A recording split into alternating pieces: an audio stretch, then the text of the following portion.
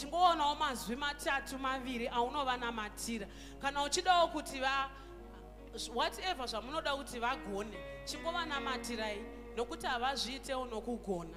Vanotodawo minamato yenyu inobva kwamuri. Before we comment, let us just pray for them. Vanotodawo nyasha dzekunamatirwa sekereke. Hallelujah. Ngatingosvikai patinovanamatira muzita raJesu. Baba muzita nemuropa ramambo Jesu, tinodzoka zvekare Mwari wokudenga nekereke ino Mwari. Tinonamata Mwari wamasimba ose nepraise and worship yepanzvimbo ino. Baba vangu makavadana uye makavatuma. Riripo basa Mwari rava makavadanira panzvimbo ino.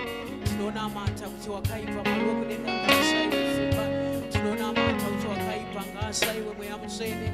Paanopinda napo Mwari wokudenga kuzoparadza kereke. Tinonyengetera nezita raJesu neropa raJesu. Rangarirayo mweya mutsvene praise and worship yepanzvimbo ino. Mwari wokudenga ngaashayiwe Mwari. Baba vari kudenga hondo dzinorwa navo kubackground Mwari. Tinonamata mweya mutsvene wakaiwo simba nekukunda nezita raJesu neropa raJesu. Tinonyengetera mangwanani ano mweya mutsvene. Rangarirayo Mwari wokudenga worshiping yepanzvimbo ino. Ngaive nokuzodza kunoshamisa Mwari. Pavanomira vachishumira Jehovha, vaiteiwo miraji yemoto. Pavanomira Mwari wokudenga vachishumira mweya mutsvene vashandure vaite simba nezita raJesu neropa raJesu. Tinokumbirawo nyasha dzenyu mangwanani ano. Vazodzeiwo Mwari wokudenga nekuzodza kunoshamisa. Tinonamata mweya mutsvene nezita raJesu. Vanouya wakaipa Mwari wokudenga kuzoparadza. Ivo ngavawanikwe vakachengetedzwa. Ivo ngavawanikwe vakakomberedzwa nezhenje remoto. Ivo ngavawanikwe vakakomberedzwa nenyasha. Pavanomira vachirumbidza zita renyu mweya mutsvene ripiraiwo mazuva nenguva. Tinonamata nezita raJesu. Vapeiwo simba idzva mangwanani ega ega. Shoko renyu rinotaura zvakanaka ndiyo message anew every morning. Mwari tinonamata nezita raJesu neropa raJesu. Varangarirei mangwanani ano Mwari. Vapeiwo kudzodza kunotyora majoko euranda. Anoint them, O God, for your glory. Iripo basa ramakavamikituma Mwari ravakamirira mweya mutsvene kuita. Baba vari kudenga vapeiwo simba. Tinonamata nezita raJesu. Mweya mutsvene isaiwo mweya wokubatsirana pakati pavo. Vapeiwo rudo Mwari wokudenga rwokudanana. Ndinonamatira mweya wehwanakoti nezita raJesu neropa raJesu. Mweya mutsvene vabatanidzei Mwari. Vaiteiwo murimwe chete Jehovha.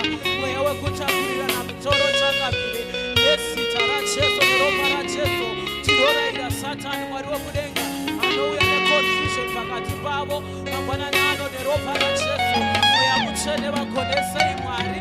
Mweya mutsvene vabvisirewo mweya wekuzvikudza. Tinorayira mweya wepride O God nezita raJesu neropa raJesu. Vapeiwo nyasha dzekuzvininipisa. Tinonyengetera kune Mwari wekutendeka. Duraiwo nyasha pamusoro poupenyu hwavo. Tinonamata nezita raJesu neropa raJesu Nazareta. Mweya mutsvene vawanireiwo nyasha. Mweya mutsvene varangarirei mangwanani ano. Tinokumbirawo nyasha Mwari sekukonekisa kuso kwatinorumbidza. Mweya mutsvene connection kukereke nezita raJesu weNazareta. I pray for them Mwari pavanomira. Mweya mutsvene for the power of God. Mweya mutsvene tisinganisisike. Tinonamata nezita raJesu neropa raJesu Kristu weNazareta. Mweya mutsvene vagonesei pazvinorema nepazvinoreruka. Imi mweya mutsvene rambai makamira navo. Rambai mweya mutsvene muchivapa zuva. Ava vari kudenga pazuva rimwe nerimwe Mwari ravanouya kuzoshumira Jehovha. Vatarireiwo nekufara muvape nyasha nezita raJesu neropa raJesu. Tinokutendai mangwanani ano Jehovha. Tinokuremekedzai nokuti munonzwa. Mangwanani ano varangarireiwo Mwari. Mangwanani ano vapeiwo simba nezita raJesu neropa raJesu. Mweya mutsvene panosimuka hondo. Vapeiwo nyasha dzekugona kukunda. Ndinonamata nezita raJesu. Mangwanani ano mweya mutsvene vapfekei nenyasha mweya mutsvene dzerumbidzo. Tinokutendai mangwanani ano changamire nokuti nyasha dzenyu dzinotigondera. Mashita enyu mangwanani ano tinokuremekedzai. Tinokupai miri yose muzita nemuropa ramambo Jesu. You are worthy Jesus of all the glory. Tinokupai miri yose Mwari muzita raJesu weNazareta. Hallelujah. Hallelujah. Shoko raMwari rinotaura zvakanaka kuna Philippians chapter 4 verse 6. Rinoti, let your desires be known unto God. Hallelujah. Mangwanani ano zviripo zvawafambira watobva kumba kwako uchiti nhasi ndinoda kunonamatira ichi. Mangwanani ano ndochatoda kuti tingodzokera pamberi paMwari tichinamatira chawafambira iwewe ukumbire kuna Mwari. Hallelujah. Ngatingodzokerei pamberi paMwari. Iye kana akakumbirwa akatendeka kuzadzisa zvaanenge akumbirwa. Mangwanani ano ngatingodzokerei pamberi paMwari tichingonamata with the desire of our hearts. Chatafambira chandabvira kumba nchiti ichi ndo chandiri kuendera kukereke nhasi. Ngatingonamatai mangwanani ano muzita raJesu. Baba, muzita nemuropa raMambo Jesu, mweya mutsvene tinodzoka zvekare pachigaro chenyasha. Zviripo Mwari tauya takatarisira mangwanani ano Jesu sanganaiwo netsumo yamutsvene tsekereke. Tauya Mwari takatarisira kusangana nedu. Tauya Jesu nemwoyo munamutsvene inoda. Mangwanani ano muzita neropa raMambo Jesu, mweya mutsvene mwoyo inotarisira Mwari. Sezvatauya tinotenda kuti atidzokere takadaro. Sezvatauya Mwari nemwoyo yedu Jehovha tidzokere takadaro. Mangwanani ano tinotsvaka nyasha Mwari. Tauya Mwari nemwoyo yedu kuzosangana nemi. Mweya mutsvene nezita raJesu weNazaretha. Imi Mwari makatendeka munoti let your desires be known unto you. Mwari tatouya Jehovha nemwoyo yedu. Tatouya Jehovha nezvinoshinga mwoyo. Mangwanani ano sangana iwo nesu Jehovha. Nezita neropa raMambo Jesu. Tinokutendai mangwanani ano tsvakamire. Tinokuremekedzai nokuti mukakumbirwa munoitira. Itsika yenyu Jehovha mukadanwa munopindura. Mangwanani ano Jehovha rangarira imwe noumwe Mwari ane zvaafambira Mwari neakatarisira. Nezita neropa raMambo Jesu tauya takatarisira kusangana nemi. Vamwe vakaremerwa, vamwe vane misodzi. Mweya mutsvene tinotimata nezita raJesu. Nyasha dzedu Mwari dzamuropa vanokunamatai. Ngatirurwe pamusoro poupenyu hwedu.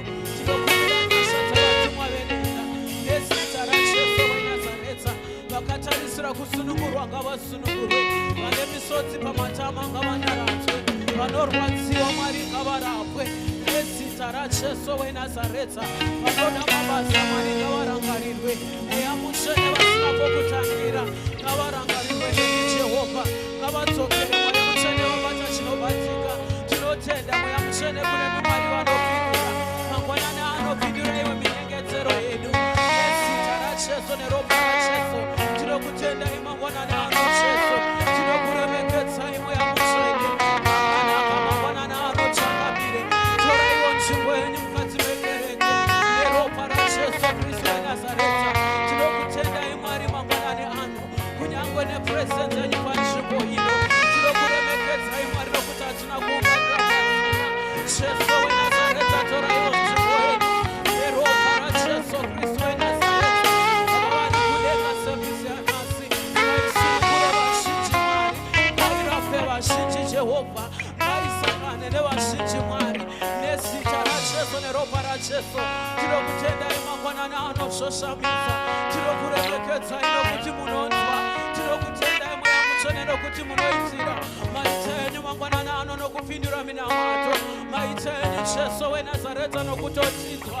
Tinokutendai mangwanani ano tsangamire. Nezita raJesu weNazaretha. Makanaka Mwari wenyasha zhinji. Tinokutendai, tinokuremekedzai muzita raJesu weNazaretha. You are worthy Jesus. Maita enyu mangwanani ano Mwari. Mbiri yose kukudzwa nekuzodza. Zvive pamusoro pedu mangwanani ano Mwari. Muzita raJesu weNazaretha. We love you, Holy Spirit. Hallelujah. Hallelujah. Tingodzokera pamberi paMwari tichingoisa service yanhasi mukati memaoko aMwari. Hallelujah. Let us just pray pane chese chichaitwa. Mweya mutsvene angova iye mutungamiri. Hallelujah. Tingoenda pamberi paMwari. Baba, muzita raJesu weNazaretha tinokutendai zvekare neservice yanhasi Mwari. Tinokuremekedzai nokuti matovapo kare. Mweya mutsvene maita enyu mangwanani ano tsvangamire. mbiri yose kukudzwa nerumbidzo ngazvidzorerwe kwamuri. Takuisa rushando rwuno mukati memaoko enyu pane zvese zvichaitwa panzvimbo ino Mwari. Kuda kwenyu Jehovha kwete kuda kwedu isu kwete Mwari sevanhu asimi Jehovha. Mangwanana ano Mweya Mutsvene torai nzvimbo yenyu. Mangwanana ano Jesu torai nzvimbo yenyu. Mangwanana ano Changamire torai nzvimbo yenyu. Baba vangu nezita raJesu weNazareta, we surrender all to you, O God. Torai nzvimbo yenyu mangwanana ano pamusoro poupenyu hwedu. Torai nzvimbo yenyu mangwanana ano Jehovha. Torai nzvimbo yenyu mangwanana ano Changamire. Torai nzvimbo yenyu mangwanana ano Jesu. Zatsai nzvimbo ino neuwepo hwenyu Mwari. Zatsai nzvimbo yenyu neuwepo hwenyu Jehovha. Mweya Mutsvene atigone kuuya todzokera takadaro. Mweya Mutsvene tinoda imi mangwanana ano mubatsiri nezita raJesu weNazareta. Tinokutendai mangwanana ano uye tinokudza zita renyu. Maite enyu Mweya Mutsvene waMwari. Maite enyu zvoshamisa. Maite enyu Mwari wokudenga. Mbiri yose kukudzwa nerumbidzo ngazvidzorerwe kwamuri muzita raJesu vanoshamisa. We bless your name, O God. We give you glory. Hallelujah. Hallelujah. Tingosvika patinoomberera tichipa praise and worship nguva yese muzita raJesu. Amen. Hallelujah, hallelujah, hallelujah. Timbo moresana. Moresa ari kuraiti kwako, moresa ari kulefti kwako. Muzita raJesu. Hallelujah, hallelujah, hallelujah. Hallelujah, hallelujah. Titi makadi mamukasei. Hallelujah, hallelujah. Rangarirei wiki renyu muzita raJesu. Hallelujah, hallelujah. Gafarirwe Jesu. Hallelujah, hallelujah. Kana ari kure muwevhere muzita raJesu. Hallelujah. Hallelujah, hallelujah, hallelujah, hallelujah. Kana chihagika muhage muzita raJesu. Hallelujah, hallelujah, hallelujah. Hallelujah, hallelujah, hallelujah. Wapedza kudaro chimutarisa. Umuudze kuti nhasi toda kutambira Mwari. Muudze kuti nhasi toda kutambira Mwari. Chimuudza kuti usati disturba muzita raJesu. Hallelujah. Kana chinongedzereka munongedze nechigunwe uti nhasi usandi disturba. Hallelujah, hallelujah, hallelujah. Wagadzirira kufarira Mwari ngatingowevhai maoko. Hallelujah, hallelujah, hallelujah. Kune vasina kufara wabva kumba vakatsamwa. Ndakakumirirai muzita raJesu. Hallelujah, hallelujah. Ngatimofarirai musharukwa. Hallelujah, hallelujah. Vakufara manje, vakufara manje. Ngekupedzisira. Hallelujah, hallelujah.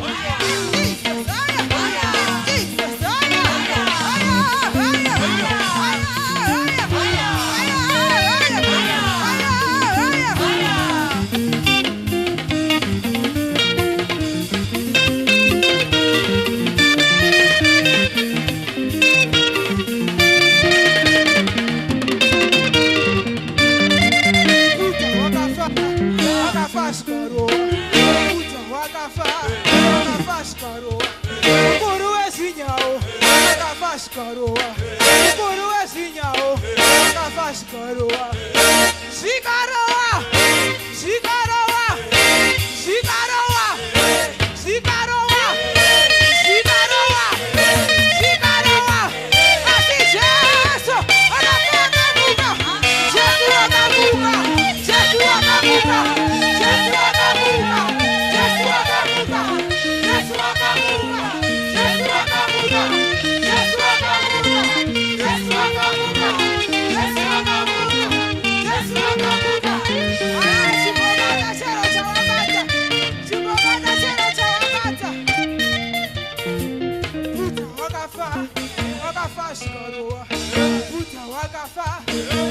Shikaroa, ukuru esinyawo, wakafa shikaroa, ukuru esinyawo, wakafa shikaroa, wabukure, wakafa shikaroa, tete bako, wakafa shikaroa, tekuru bako, wakafa shikaroa, shikaroa, wakaroa, shikaroa, wakaroa, asije.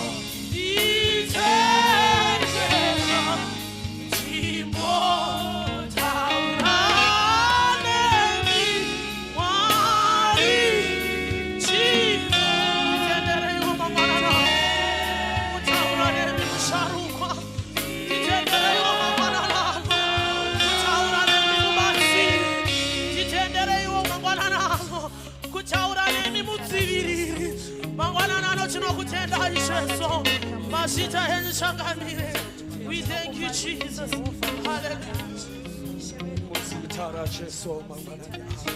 Yes, Lord. Take all the glory. Hallelujah. We worship you, Father, this morning. Hymn 157. Musandifura Jesu mambanani ano. Musandifura Jesu babandi noche mai imimogabu kakomborelama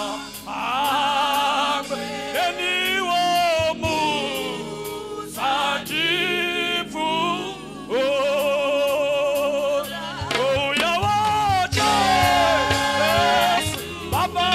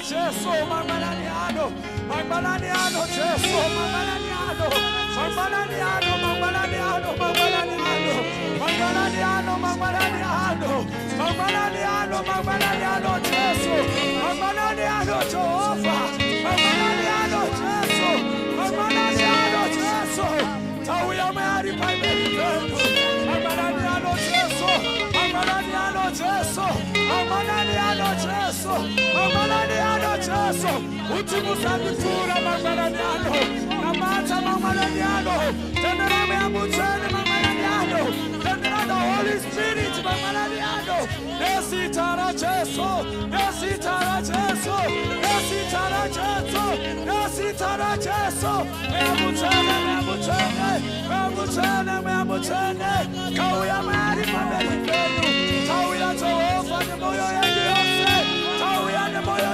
Yose, Mamalaniano, the Lokutana, Mutene, the guy put in Fura, Mamalaniano, the guy put in Fura, Jesu, Musati Fura, Mamalaniano, Kauya the Moyo Yano, Kauya Musati Kinurwa, Kauya Musati Mamutoro, Kauya Musati Mamutoro, Nesitara Jesu, Mamutene, Mamutene, Mamutene, Mamutene, take over, take over, take over, Mamalaniano, Tirokutenda Jesu, Urukirai Makati Pedu, Urukirai Batini, Mamalaniano, Tisatei, Mamalaniano, Tisatei, Nesitara Jesu, we worship you, Father, Tirokupai Wapiri, Tirokusumutirai, Emutimakafanira Kusimutiwa, Emutimakafanira Kunamatwa, Emutene, Mamalaniano, Emutene, Nesitara Jesu, Itai Sazabunona, Itai Sazabunona Batini, Tauya the Moyo Yenu, Musitara Jesu, we worship you. Yes, Lord.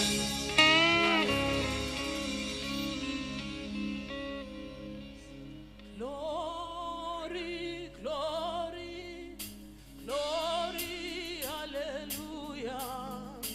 Glory, glory to the city, oh God. Glory, glory, glory, hallelujah.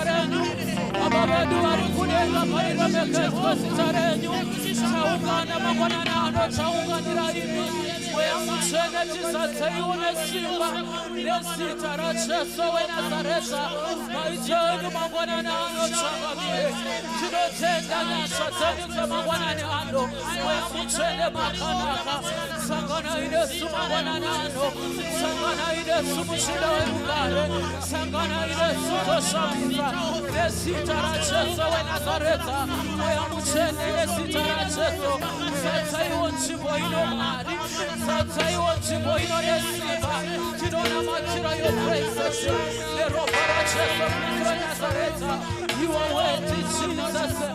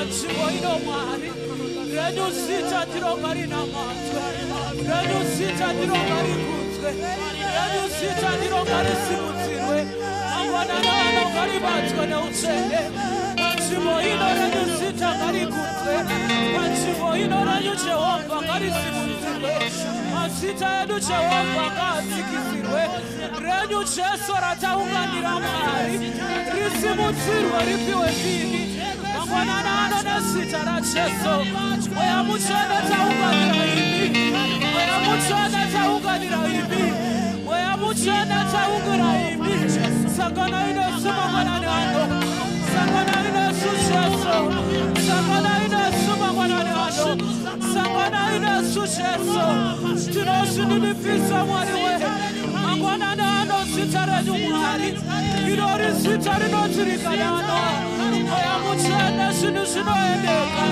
tadana zita renyu mangwanani ano irori zita riri pamusoro pemazita mangwanani ano ngarisimudzirwe nezita raJesu weNazareta tinokutengai mweya mutsvene toraiwo chikwenyu pakati penyu tamuma Mwari kuti murisha madzite mangwanani ano tinokutendai mazita enyu mangwanani ano Mwari tinokuta zita renyu Jesu chakanaka chakapfira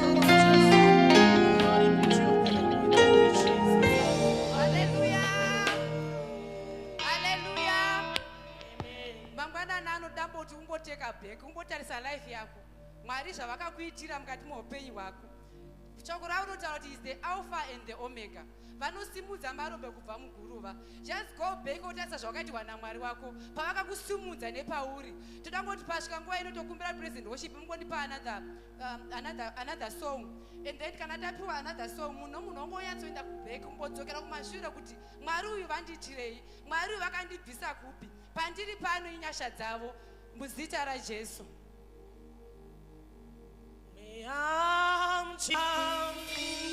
moyo wangu unochema ndinokudashi ndokumbira ndisatseiko Yeah.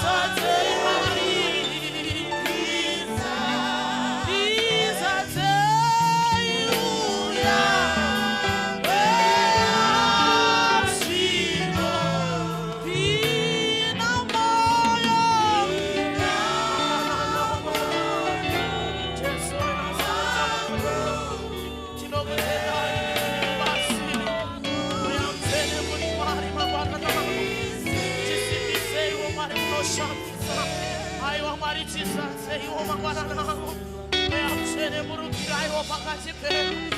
Musanze kerekeni nesimba rinoshamisa.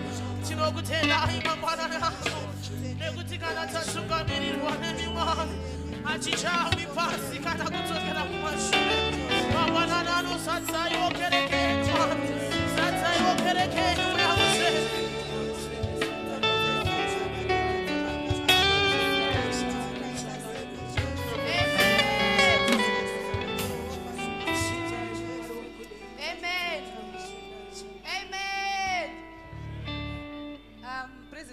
Tora inzvimbo yenyu ngati vaomberere vachitora nzvimbo dzavo.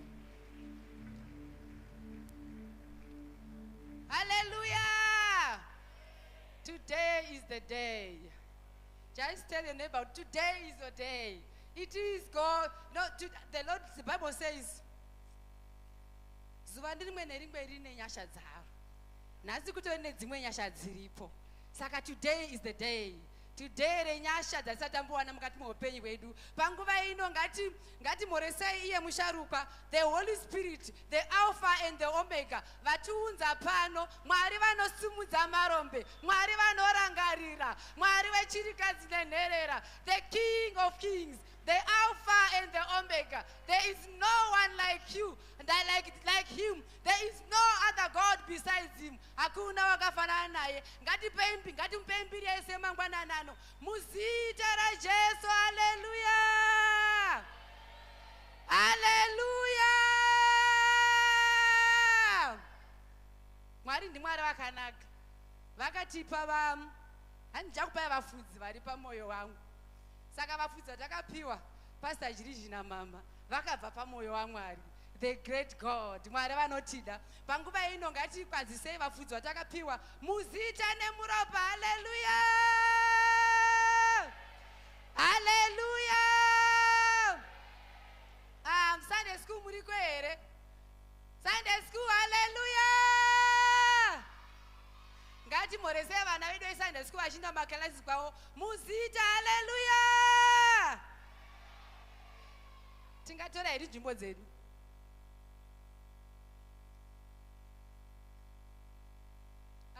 Panguva ino ngatikwanzisei maboard members,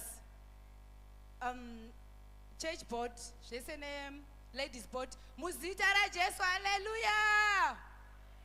Wese anongonzi leader, ngatimhoresei wese anongonzi leader muzita nemuropa. Hallelujah. Vana baba nana amai, wese anongonzi baba, wese anongonzi amai, ngatimhoresei muzita raJesu. Hallelujah. Chingozvimhoresa wega.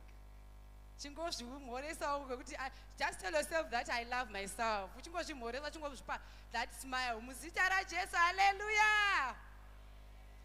Sunday school and youth. Panguva ino ngatimhoresei vana vedu ma teenagers and my youth muzita raJesu. Hallelujah.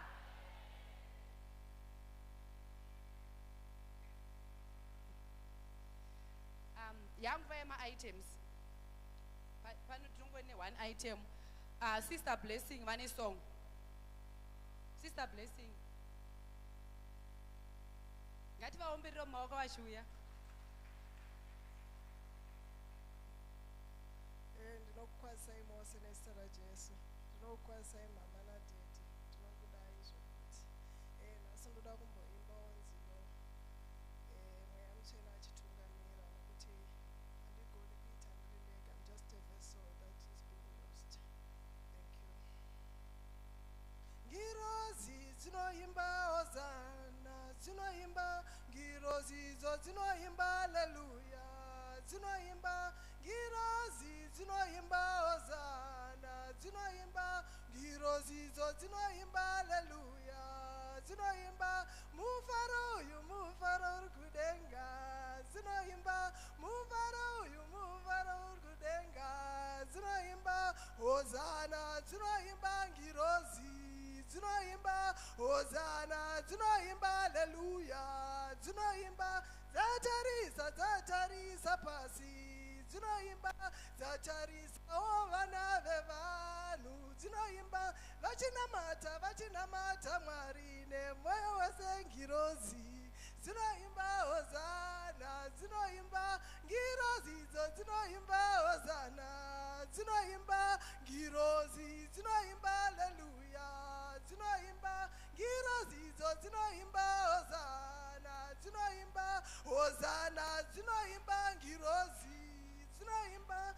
dzatarisa pasi, dzinoimba dzatarisawo vana vevanhu, dzinoimba vachirumbidza Mwari nemwoyo wese ngirozi, dzinoimba hosana, dzinoimba ngirozidzo, dzinoimba hosana, dzinoimba ngirozidzo, dzinoimba haleluya, dzinoimba mufaro uyu mufaro uri kudenga, dzinoimba mufaro uyu mufaro uri kudenga, dzinoimba hosana, dzinoimba ngirozi, dzinoimba hosana, dzinoimba haleluya, dzinoimba hosana, dzinoimba ngirozi, dzinoimba dzatarisa pasi, dzinoimba dzatarisawo vana vevanhu, dzinoimba vachinamata Mwari nemwoyo wese ngirozi,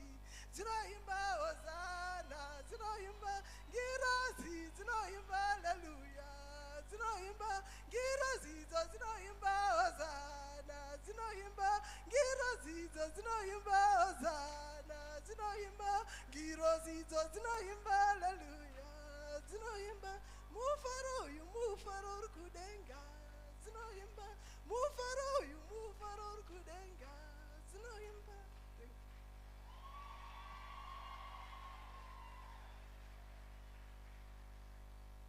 Tinotenda Mwari. Tine mavisitors here, vaenzi. Tine vaenzi here, mokwanisa kusumudza maoko enyu. Vaenzi tinavo. Okay, makasumudza mokwanisa kutora chimwe chidanho chokuya kuno kumberi. Vaomberere vachiuya. Kuchi nari yakucha, amen. Hallelujah, amen. Hallelujah, amen. Hallelujah. Kuchi nari yakucha, amen. Hallelujah, amen. Amen. Hallelujah. Jesu edu vanogona, amen. Hallelujah, amen. Hallelujah, amen. Hallelujah. Jesu edu vanogona, amen. Hallelujah, amen. Amen. Hallelujah. Do we all understand Shona? We all understand Shona? Thank you. Toda kuti muzvi-introduce kuti munonzani, mabva kupi, makatiziwawo sei. Ndoda kuti muzvi-introduce ine way chandichaita. Ini ndinonzi Mrs. Mugando, ndinogara Brandberg. Ndinopinda pano pasi pababa naamai Jeriji. Our pastor vakagara, pastor namama, ndovana pastor vamama vedu. Saka munongozvi-introducewo mubva kupi. And before mato-introduce, before takangana, mapepa makapiwa. Muna mapepa atakapiwa. Pane rimwe nechekuita necheche edu, ndotaura zvinoita necheche edu. And then kozoita iri racho iri rokuti unofila iri. Unongofila ma-details ako. And then pai panoitwa offering, oro munopa ma-ushers, vane mabheji akatonzi usher, munongopa kana mapedza kufila, munopa ma-ushers. And also, kana chechi yapera, apa kanzi connect lounge, muchasangana na secretary. Kana makangana kupa ma-ushers oro kusiya ma-forms aya mu-offering basket, munopa vanenge vakagara nemapo. Totanga nemisa.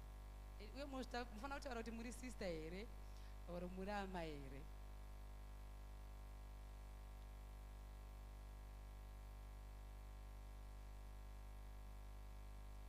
Ndokwazisai mose muzita ramambo Jesu, amen. Ini ndinoitwa Sister Melody, ndabva kuBramfisher.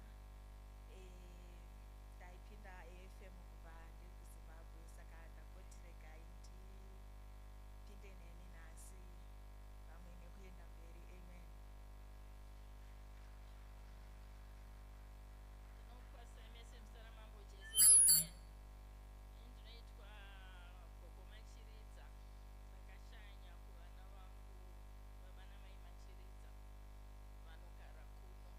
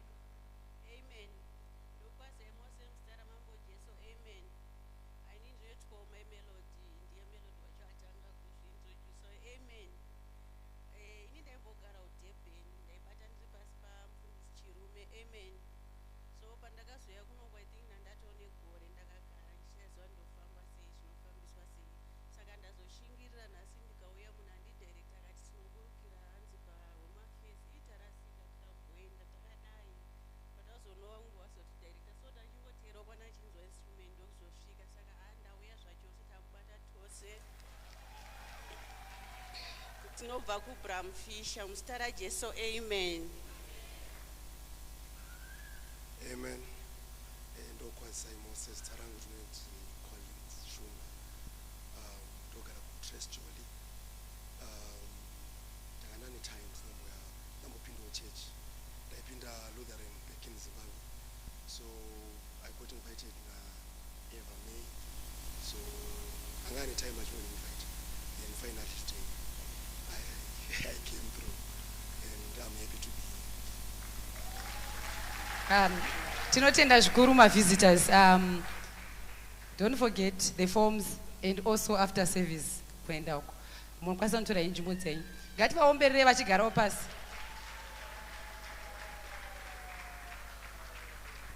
Hallelujah. Yanguva yezviziviso ndichashedza secretary. Tinotenda regai titende mavamai mugando nekuti chera kwakanaka mangwanani ano. Ndisati ndapa zviziviso regai ndikumbiro vamasinire vane kaprogram yavo yavanoda kuita kuno kumberi vasanokuuya havo ndichipa zviziviso. Chiziviso chedu chokutanga chakananganawo nemaprogram nemafasting edu. Mangwana musi weMonday hatina fasting. Uye ndiri papo zvakare regai nditi vana mama musi weThursday hakuna fasting zvakare. Tinoziviswa wana mama kuti musi weSaturday 21 September hanzi tinenge tine yatinoti ladies high tea. Hanzi tea yakakwirira handizi kuti ndeipi. Hanzi change ichiitigwa pano paRoodeport. Hanzi tichatanga nenguva dza 1 p.m. kusvika na 5 p.m. Hanzi pane dress code ke heels and heads. Uye hanzi pane registration fee kavaisa zvakare ke 50 rand per person. Saka vana mama ngatigadzirirei chiitiko ichi. Boka rana baba main fellowship inotizivisawo kuti hanzi tichange tine kembi yedu yokupera kwegore kubva musi wa 20 to 22 September. Hanzi tinenge takabatana nevakomana veyouth. Saka ngatigadzirirei chiitiko ichi. Ndiri papo zvekare regai nditi vana baba vachange vane workshop yavo kubva musi wa 22 kusvika 23 August. Ichazovhagwa nerevival inenge iriko musi wa 24 August. Saka hanzi ngatigadzirirei chiitiko ichi. Mufundisi vachange vari pano musi wechipiri kubva nguva dza 9 p.m. kusvika 3 p.m. Kune vese vanoda kuvaona makasununguka kuuya panguva iyi. Hanzi vakabatikana panguva pane nhamba dzaiswa pamadziro apo. Hanzi tinokwanisa kuita maappointments tikishandisa nhamba idzi. Dzinowanikwa futi zvakare paWhatsApp. Tinoziviswawo regai nditi vamasuka vanokumbirawo kuona vatungamiri vese. Regai nditi avanoti the heads of departments. Vamasuka vanokumbirawo kuonawo head of departments panopera service ino. Ndiri papo zvekare regai nditi Delare View cell group inoda kuonekwawo navanyamunga muprayer room panopera service yedu mangwanani ano. Musi weSaturday 17 August tichangewo tine official opening yedu yechurch ino. Mufundisi vakambotaura nezvazvo vhiki yapera. Uye tiri ipapo tichange tichicelebrate our 116th birthday as an AFM international. Saka ngatigadzirirei chiitiko ichi. Tichizopedza musi weSunday inova 18 August. Ndo Sunday chete inotendegwa munhu kuuya nemhiripiri kuchechi. Saka ngatigadzirirei Sunday mufundisi pavachauya vachazosinidzira kuti mhiripiri kana salt inenge iri yei. Inenge chiri after something, handizi kuti tinochiti after celebration here, but after something cheevent inenge yaitika musi weSaturday. Our media and marketing team vanongoramba vachingotikurudzirawo hanzi handei pama-social media platform avo. Vanowanikwa paFacebook, vanowanikwa paInstagram uye paYouTube nepaTikTok. Hanzi let's just go and like and share zvavanoposta. Tiparidzewo tikishandisawo nzira iyi. Mangwanani ano nditenderei kupedzisawo zviziviso ndichiti our tithe and offering remains an important part of our commitment to the church. Tinokurudzirwawo kubhadhara zvipo nezvigumi zvedu tichishandisawo nzira dzakaiswa pamadziro apo. Tinokwanisa kuita ma-EFT, tinokwanisa kuita ma-ATM deposit. account number ndo dzakanyogwa idzi +122335288 dziri dzeNedbank. Uye kumashure uko tine swiping machine tinokwanisa kutora makadzi edu kana foni tinoswipa kumashure uko. Uye tinobvumidzwawo zvakare kuya nezvipo nezvegumi zvedu panguva yeoffering pano pamberi pano paarika pano pamberi panapa. Regai ndisiye nguva nokuzara kwayo kuna Professor Masinire. Tinotenda.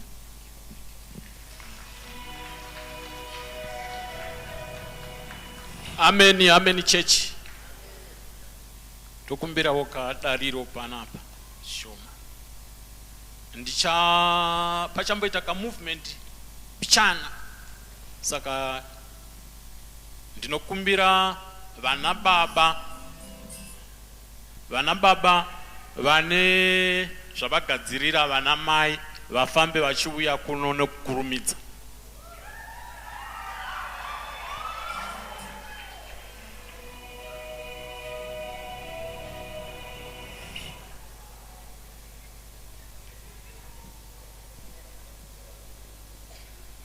Tibatsirei vana baba vese vari kumabhenji vane zvavagadzirira vana mai, ndonguva yacho, simukai muuye.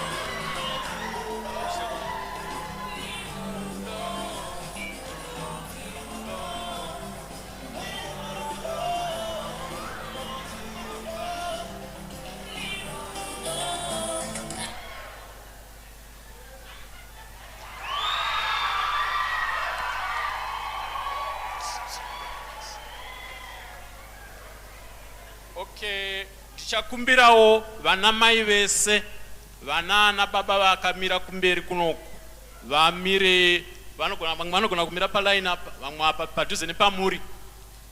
Kurumidzai.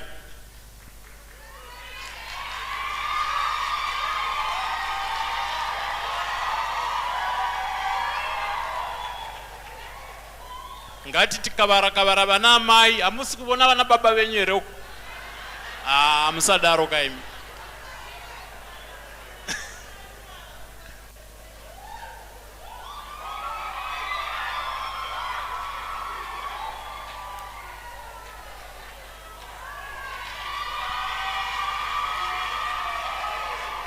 Okay. Takamira kudaro, mai vese, even chero baba vasiri kumberi uku, mirai kumashure kwana mai vamira kumalaini avo mese.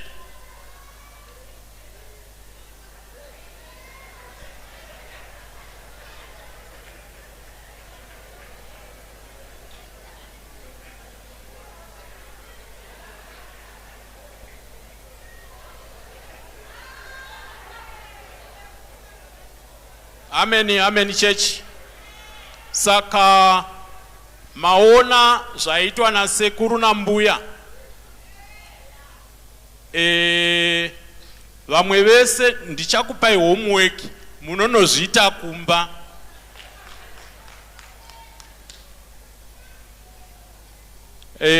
Ndichakumbira vana baba vakabata buckets edu.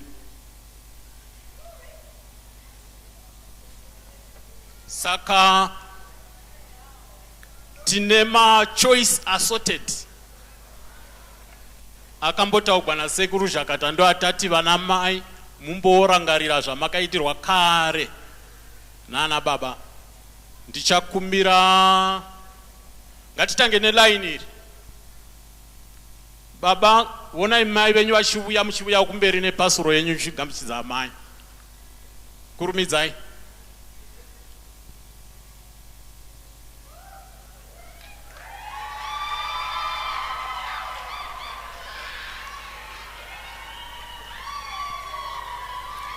Thank you.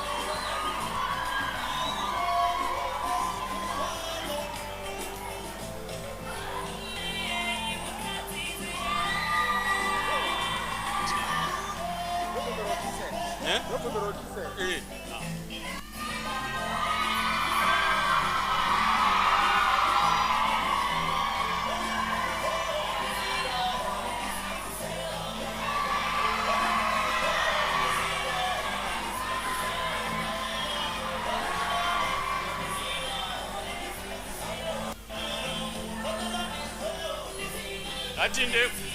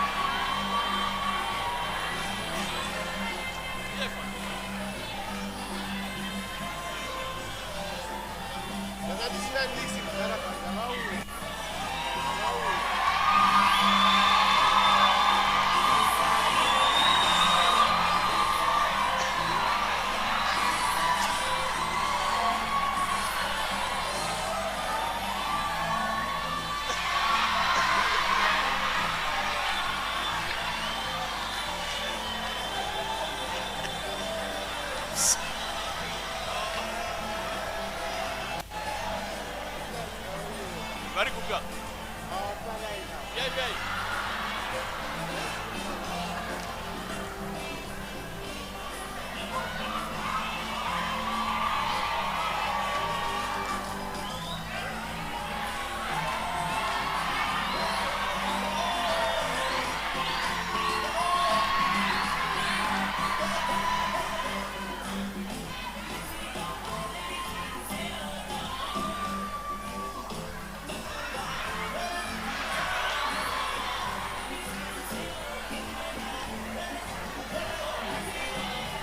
vari kutima vari kuya ratika varakavara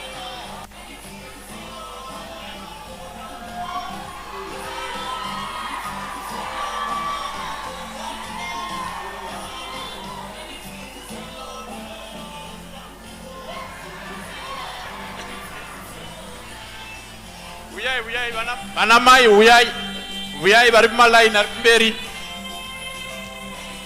vapeya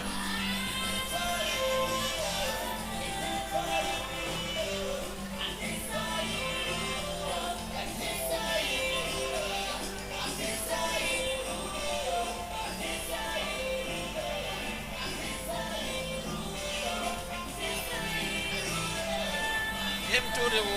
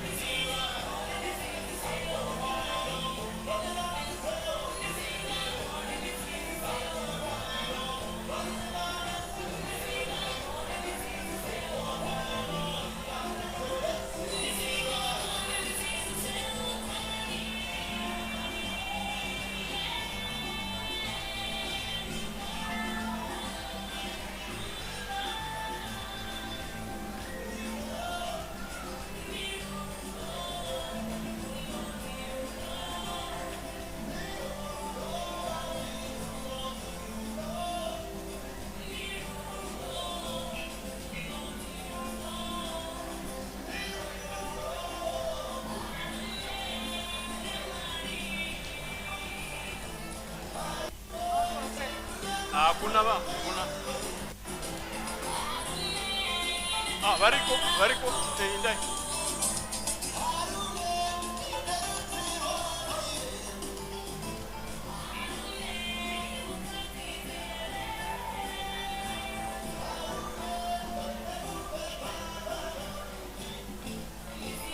apera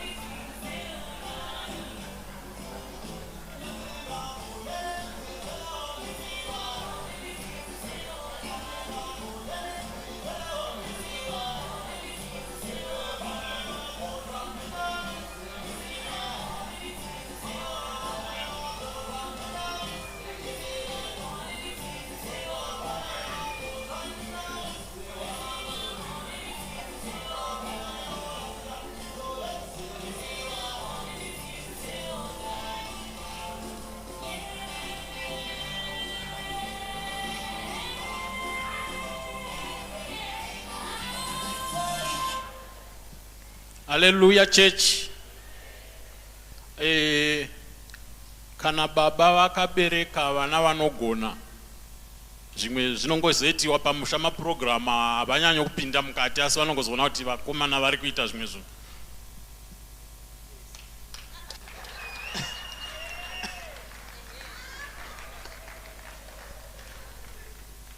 Ndoda kudzorera nguva ino kuna MC. Hallelujah. Ngati vaomberere vachinogara pasi. Totenda Mwari, totenda maita basa vana baba tichanodya mabhisiketi tawana zvokumwisa tea. Madzimai hoye! Madzimai hoye! Energy tavanayo. Hanzi mukana wana tsitsi uye dzokorere ine simba. Ndoda kudzokorera pachiitiko chemadzimai chema-high heels. Vamwe vanoti mastiletto. Mudzimai ngatingouyaiwo tese handiti it's only 50 rand muna September umu. Toita hai hanzi inonzi high tea oro tea yepamusoro. Handiti kamadzimai? Inini nguva yangu yapera. Asi ndisati ndanogara pasi ndoda kutendawo Mwari vakatikomborerawo nevana vatatu. Mumwe musikana ari kuno muteenager Rutendo, just wave. And then the two vari ku Sunday school. Ndipewo nguva ino, panguva ino ndipewo mukana wokutendawo mhuri yangu, murume wangu nevana vedu vatatu vatakapewa muzita raJesu. Haleluya! Tese takasimuka. Yakwana nguva yatanga takamirira. Ndichishedza baba vachizotora nzvimbo yavo. Ngatingovaombera maoko vachiuya.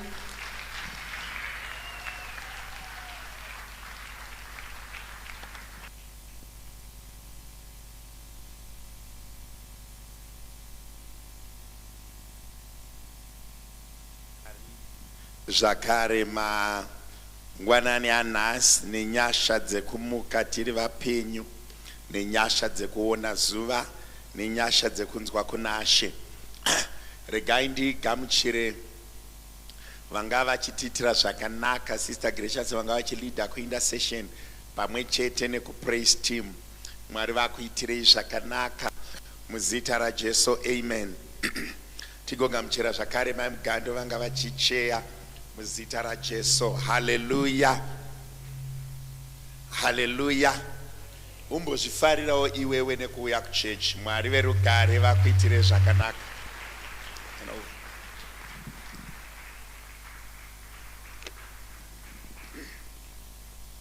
Haleluya. Toda kutenda Mwari zvakare zuva ranhasi vatipa mukana wekuuya kuchechi. Takachamira kudaro, regai ndigamuchira vakuru vechechi nhasi. Dawo kutanga nekugamuchira baba namai Masuka, vadeputies. Tinokudai Mwari vakuitirei zvakanaka. Tigogamuchira baba namai Mutwasekwa, our administrators, baba namai Manivi, our secretaries, baba namai Moyo, our youth leaders, baba namai Nyamunga, baba namai Mulambo, baba namai ma leaders edu ekuboard. Ndigogamuchira ma head of departments ose. Ndigamuchira baba namai Masinire, baba namai Nyabadza vanoheda 2 departments ku Sunday school neku media. Mwari vachitiitira zvakanaka. Mai Cadwell ku catering, mai Mulambo ku deco, mai Manivi Junior ku teenagers, ladies leadership, mai Mugando, our treasurer, mai Sanyamawe, our secretaries, ne committee yose inoshandana na baba, ne committee yose inoshandana na amai. Pana head of department vandasirira here. Mai Kombachoto intercession leader. Mwari vatitire zvakanaka. Ndine umwe futi batsirei. Sister Gracious present worship. Sister Joyce kuma singles. We praise nazina wakwazisa. But they sing very well. They sang very well. Mwari akuitirei zvakanaka. Neutungamiriri wose, nemaseo leaders ose. Andika inzwai kugamuchirika. Mwari vakuitirei zvakanaka. Tingawana hedu pekugara. Ndigamuchirewo zvakare mbuya Mufundisi Dube kana kuti mai Mufundisi Dube vari kumashure uko. Mwari vakuitirei zvakanaka. Mufundisi vari right, ndakavaona.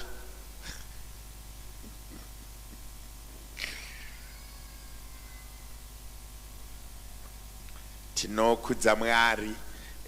Pazviziviso zvedu panzi ma head of departments paireva kuti men's fellowship ne ladies leadership pamwe chete ne church board, you are also in being part of that. Munosara zvakare nevamwe. Mwari vachitiitira zvakanaka. Hanzi handina kukwazisa youth board. Youth board munokwaziswa. Hallelujah. Dai mungaita youth board mozoita futi ma main board kana makura. Hallelujah. Pane chiziviso chemuswe Saturday. Saturday tinenge takawanda we are hosting all the assemblies that are in this region, which is composed of about 66 assemblies and close to 80 something pastors. Then there are pastors from other regions as well that are coming to be with us. So we are expecting to have about 150 pastors in the house, international president in the house, international president of AFM, Pastor Mashlobo will be here, the deputy president of AFM of South Africa will be in, the president of South Africa, Jakari, Aninga Aripano, including our regional leader, Dr. Ina, will be also in the house. Saka mswe Saturday ngati uye ine uwandu wedu takawanda panozo serve chikafu ndechema pastors chete musuwa 17 Saturday ndechema pastors chete nema delegates anenge akanyorwa. Asi musuwe Sunday sekumbotaurwa kwaita navamanhivi kuti kana uchifila kuti unodya mhiripiri yakawanda unongoya neyako muhomwe, tinonamata yedu irimo muhomwe ichikomborerwa kuti paunenge wakuzoiisa after service inenge yaaneka kuvava kenyasha. Handizvo here? Saka ngatiuyei musi weSaturday tigouyazve. Musi weSaturday tiri kutanga na12 tichipedza na3. Ndizvoka? Saturday tiri kutanga na12 tichipedza na3. Ndopa tichaita official cutting of the ribbon ne unveiling of the granite ratichaisa apo. But vana baba ndazoita second thought nchitaura namafundisi magranite aya vese vakaisa apo vakanyora nemutauro wavo. Isati vanongoitawo rekadiki kari pasi kamuzukuru kepasi pehombe kanotaura mutauro wedu kuti 20 years 50 100 years later pakauya munhu panapa aziva kuti pakambosvika maShona. Hamufungi kudaro here? Anditi vana baba handizvo zvazvinofanira kuita here? Even tikaramba tinotoziva kuti pano papaine maAfricana because pane dombo remaAfricana. Pane kamwe kadombo kanofanira kunyatsonyorwa nechiShona kanozopa imprint yekuti 100 years later this church is almost 8. Ndiyatanga ku 1923. Kureva kuti the person who was there, how old is that person? He's 101. Munhu akanga aripo that time ane 101 years kana aiyamwa asati asvita gore, kana anga aine 4 or 5 years to understand what was happening there, that person should be around 105 106. Asina nasi we are still recognizing their language kuti tizive kuti vakanyora kuti taenda painternet tikandotranslata. Isu tichaita chimwe chidombo chinonyorwa neShona kuti 100 years later kana paina achazouya pano anofanira kunointerpreta kuti uyu mumbori mutauro rudzii. Handizvo here? Mwari vachitiitira zvakanaka vamoyo pagadzirisei ka afterthought kazongoya mandiri kuti isu hatisi maBritish isu. Handizvo here? Mwari verugare vachitiitira zvakadini zvakanaka. Saka dress code yemusi weSunday ndeyekuti munhu anopfeka any church t-shirt yawinayo iri themed or unthemed yakanyorwa kunzi AFM panapa kana kumusana, any t-shirt nekana uda kuzojaiva because tete tichicelebrate musi weSunday. Service yedu inofanira kupera na first service yeSunday inofanira kupera na about 11:30, latest 11:45. Vanenge vaine the greater share of the service inenge iri praise teams, ndo inenge ine the greater service. Tichitamba rega kuuya nebhutsu idzi, uyawo nezvimasnika zvimajordan. President worship, can I suggest it to you through the powers invested in me? Tinotoya takapfeka ma-t-shirts edu, vasikana madzimai topfeka ma jean skates, vakomana ma jeans nema ekuti tinyatsotamba nema sneakers. We will be celebrating. Ndizvo ka praise team. Mwari verugare vachitiitira zvakanaka. So munhu wese church t-shirt musi weSunday, church t-shirt. Kana usina uchiida tinadzo nditi unongonotenga kumashuroku ndiisirewo mapuraizi adzo apo kutera vaya vasina. Hatina kuti ya2024 any church t-shirt yawinayo yepano yakanyorwa kunzi AFM ROODEPOORT prayer center ndo dress code yedu yesunday. Kune vanyovani vasati vaane ma-t-shirt hazvina kunzi musauye, you can wear something comfortable, but the recommended dress code it's a t-shirt yechurch. Mwari verugare vachitiitira zvakadini zvakanaka. Pane chandasirira here secretary, pane zvandaifanira kuwedzera ndizvo zvose handiti. Saka musi wacho iwoyo youth mune zvamuchakumbirwa kuita, mateenagers mune zvamuchakumbirwa kuita. Mwari verugare vachitibatsira musi weSunday nai. Mwari verugare vachitiitira zvakanaka. In the celebrating mood iyoyo youth muchaita item, muchijamba maspika, mateenagers achaita item achijamba maspika, tichingodaro. The best song from the youth, the best song from the teenagers. What we want to do is to celebrate where the Lord has taken us to.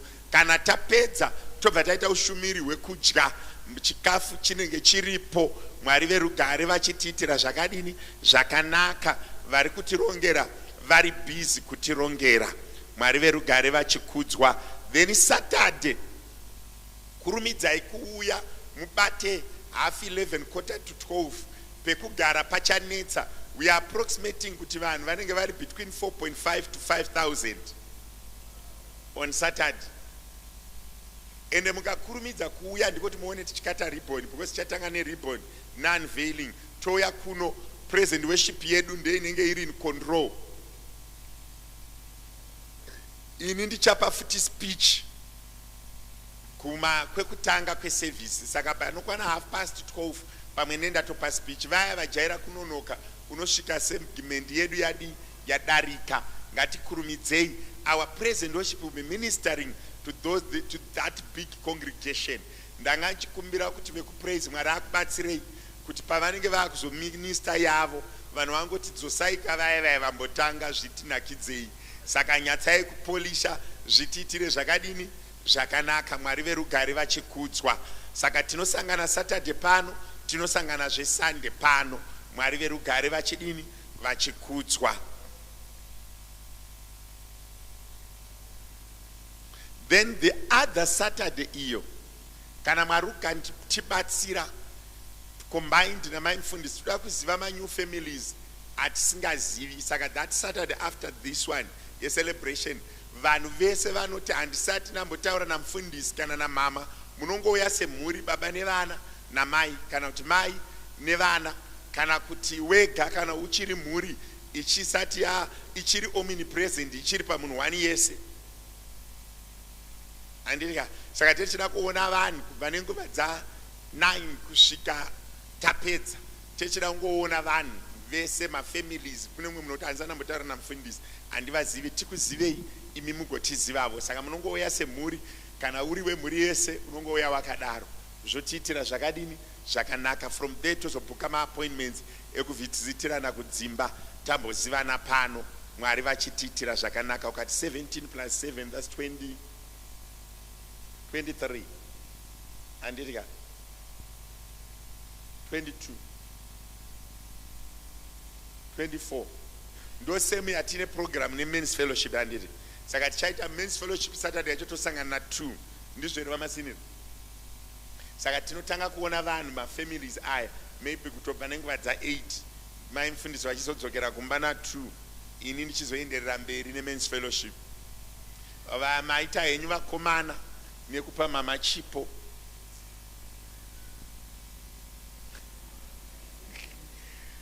Ukanga warera ukakudza pane zvaunoitirwa. Maita henyu vakomana mai vari kufara.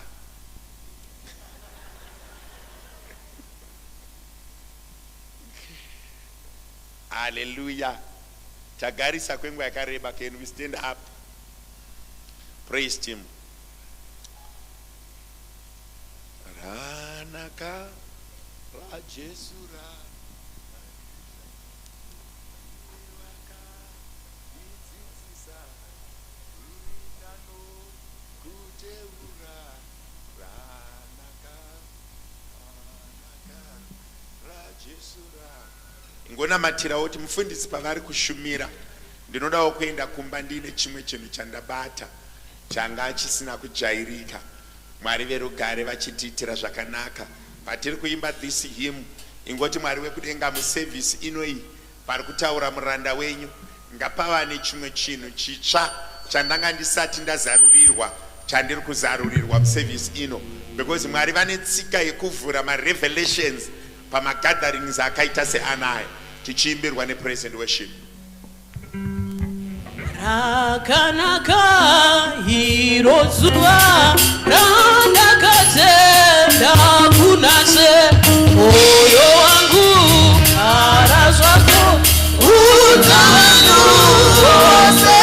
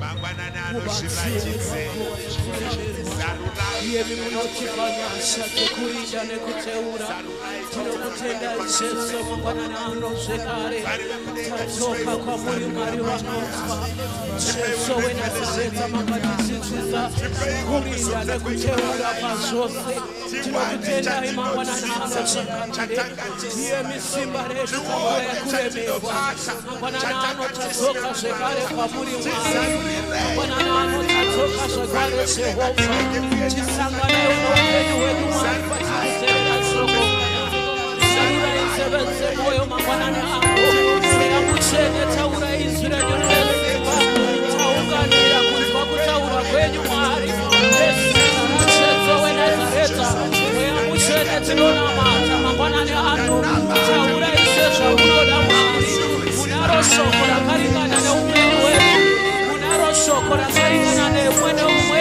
mweya mutsvene taura ise zvamunoda tauya Jesu kwamuri mutauri nemufananidzo kunaka kweupenyu hwedu tinotenda mangwanani ano Jehovha nezita raJesu weNazareta imi Mwari makatidzidzisa pane zvese kurinda nekuteura tauya mweya mutsvene waMwari itaiwo zvamunoda neupenyu hwedu mukataura izireniwo dzimwesemite arambe akadaro kusena mukataura izireni mangwanani ano vanorwara vanopona mukataura izireni mangwanani ano vakasungwa vanosunungurwa mweya mutsvene tinokutendai maita enyu mangwanani ano tsangamire tinodzorera mbiri yose kwamuri muzita raJesu haleluya tinotenda Mwari vakuitirei zvakanaka tipfuurire pamberi vandoverenga shoko raMwari vativerengere mangwanani ano Mwari verugare vachikudzwa endai patheme scripture mundiverengerewo patheme chapter mundiverengerewo verse 14 ngativerengei verse 14 patheme takachamira hedu kudaro togara pasi izvezvi so mukaverenga patheme scripture mukandiverengera paverse 14 and 22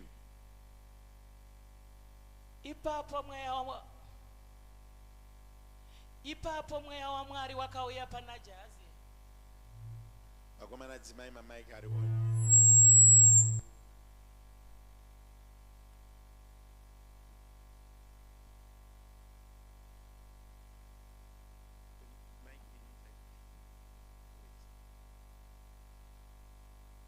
ipapo mweya waMwari wakauya pana Jahazieri mwanakomana waZakaria mwanakomana waBenia mwanakomana waJaeri mwanakomana waMatinai muRevhi uye achizvarwa cherudzi rwaAsafi paakanga akamira muungano.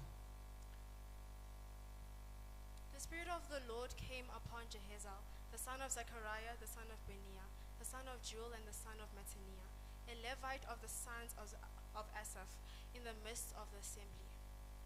Chapter 22. Verse 22, I mean, yes. Pavakatanga kuimba vachirumbidza Jehovha, akaisa vavandiri kuti varwise varume veAmoni nemaMoabhi nevegomo reSeiri. Vaiuya kuzorwisa Judha uye vakakundwa. Now when they began to sing and to praise, the Lord set ambushes against the people of Ammon, Moab, and Mount Seir, who had come against Judah, and they were defeated. Exodus chapter number 18, 17 to 21.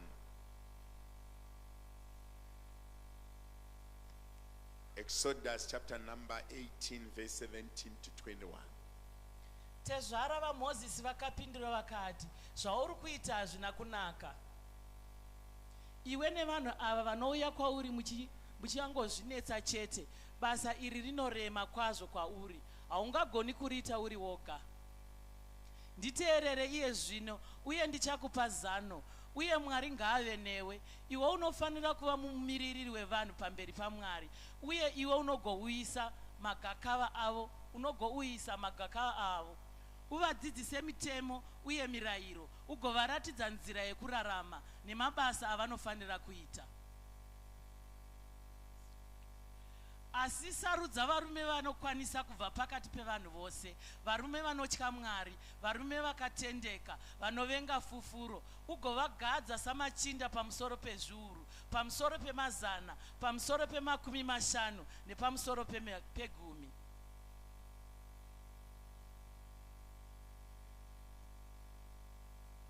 Let's go to 22.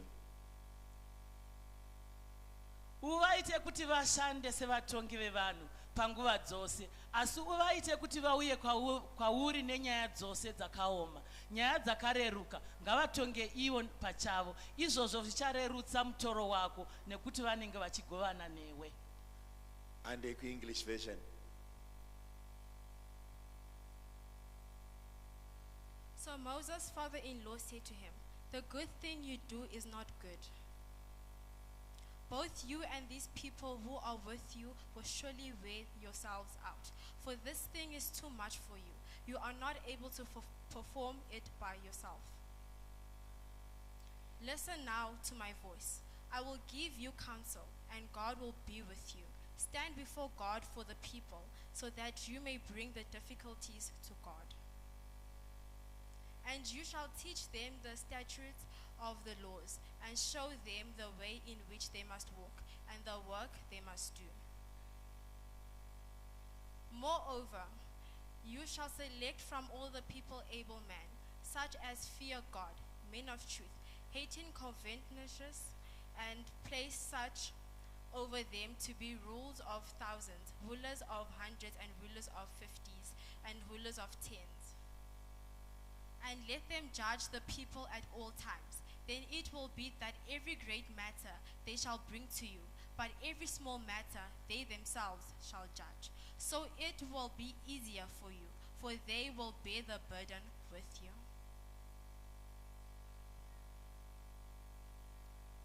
$22. I just read it. Okay. Let's go to last one. 2 Samuel chapter number 23, verse 8. I'll tell you to stop. 2 Samuel chapter 23, verse 8. Let's go. Aya ndiwo mazita emhare dzaDhavhidhi: Joshebhi, Bhashibheti, muTekemoni, akanga ari mukuru wevatatu. Akasimudza pfumo rake achirwa nevarume 700, akavauraya panguva imwe chete. 9. Aimutevera akanga ari Arazieri, mwanakomana waDhodhai muhoi, so mumwe wavarume vatatu voumhare. Akanga ana Dhavhidhi pavakashora vaFiristia vakanga vakaungana pasi peDhamimi kuti vazorwa. Ipapo varume veIsraeri vakadzokera shure. Asi iye akamira akabaya vaFiristia kusvikira ruoko rwake rwaneta uye rwanamatira pamunondo. Jehovha akati kune vakundi kwazvo. Jehovha akati kuti vakunde kwazvo zuva iroro uye varwi vadzokere kuna Arazieri, asi kundokutunura nhumbi dzevakafa chete. Aimutevera akanga ari Shama, mwanakomana waAgi muHarari. VaFiristia vakati vaungana pamwe chete panzvimbo yakanga ine munda wakanga uzere nenyemba, varwi vaIsraeri vakatiza pamberi pavo. English version. From verse 8. These are the names of the mighty men whom David had: Josheb, the Tachmonite, chief among the captains. He was called Adonai the Aznite, because he killed 800 men at one time. And after him was Eleazar, the son of Dodo, the Ahohite, one of the three mighty men with David when they defeated the Philistines, who were gathered there for battle, and the men of Israel had retreated. He arose and attacked the Philistines until his hand was weary and his hand struck to the sword. The Lord brought about a great victory that day, and the people returned after him only to plunder. And after him was Shammah, the son of Gi, the Hararite. The Philistines had gathered together into the troop where there was a piece of ground full of lentils. So the people fled from the Philistines. Mwari varopafadze kuverengwa kweivhangeri tisu pamwe chete nevanoverenga tichigara pasi muzita raJesu. Amen. Ndiri kuda kuedza kutsanangura chinhu chinonzi establishment kana kuti core. How does one get established?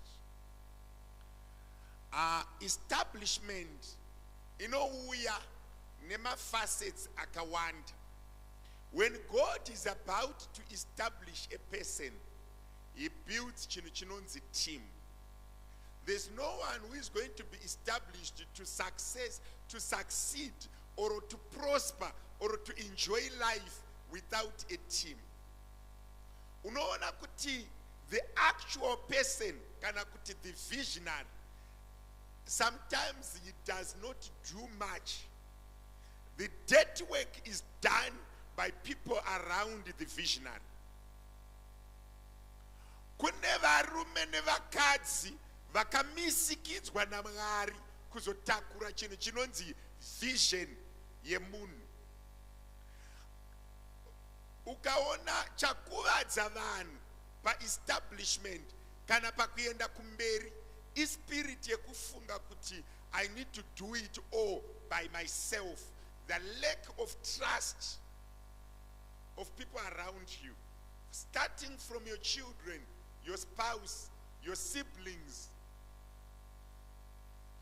Do you know kuti tikadzoka mumba munogona kuita mota pamba mukaenda kuZimbabwe muina driver one, umwe wacho ari paside asina kuremara akangoshayirwa trust. She is not trusted. Ndaibvunza one of my brothers ndikati, where are you going on a Saturday? And I want to take a grocery. And what does your wife do? Nothing. So you work Monday to Friday to go buy grocery Saturday. Ndikati, why does she not? Marusape muno muviringa. Kuti mari kwane ndofana kunoita inini ndichibatanidza zvinhu. Kureva kuti maari amuna trust yet the next person. Pane's weakness inogona kupinda mumunhu yekuti you may not be able to explore full potential by lack of trust of other people. Kutonzwisisa kuti I'm not the Alpha and Omega. Around me there are women and men with capacity. You are limited. By failing to just go to the next person and say, let's do it together. When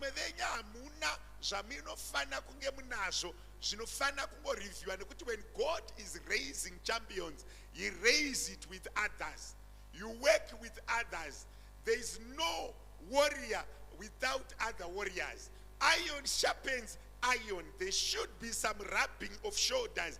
Pandakuverengerai pane murume akanga awarirwa nyasha naMwari, akadanwa naMwari anonzi Moses, akataurwa naye naMwari. Vision yakanga iri pamusoro pake. Vakufamba, vakupfuura pagomo raakaona moto paMount Horeb. Ndopanosvika obva ambopaka aripo. But muguta iroro maigara tezvara vake vainzi Jethro. Tezvara vakaona mukuvasha kubva makuseni kusvika kuma-12 usiku Moses achitonga nyaya akagara ari ega.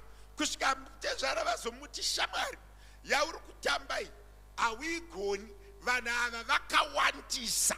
I want to give you counsel. Ndiwe vakadanwa naMwari, ndiwe vakaona gwenzi richipfuta, ndiwe unotaura naMwari, but yekurarama inoda vamwe vanhu. Ndopari kunzi wonaka murume iwe unonzi Moses. Chifoma ma-leaders of hundreds, ma-leaders of 50s, ma-leaders of 10s, votonga nyaya kumisasa dzisina kusvika kwauri. Kana pazoita nyaya hombe dzakarema dzouya kwauri, diki dzingadzitongwe kumusasa. kana dzatongwa kumusasa nevari kumusasa, wozouya iwe woita basa rekuenda pamberi paMwari, iri rekutonga vanhu. Inotoshandiswa futi even naJesu. Panouya va12 disciples, panozonzwa pakunzi vakanga vakutora nguva vachigovera chikafu kusvika vazoti let's find deacons and deaconesses that they may share food, and isusu tofocasa pakuparidza vhangeri. Kune munhu anofanira kubatsirikana mangwanani ano anzwisise kuti in life you need to trust other people. In certain facets of your life there is something that you need to trust other people for you to enjoy the life you live.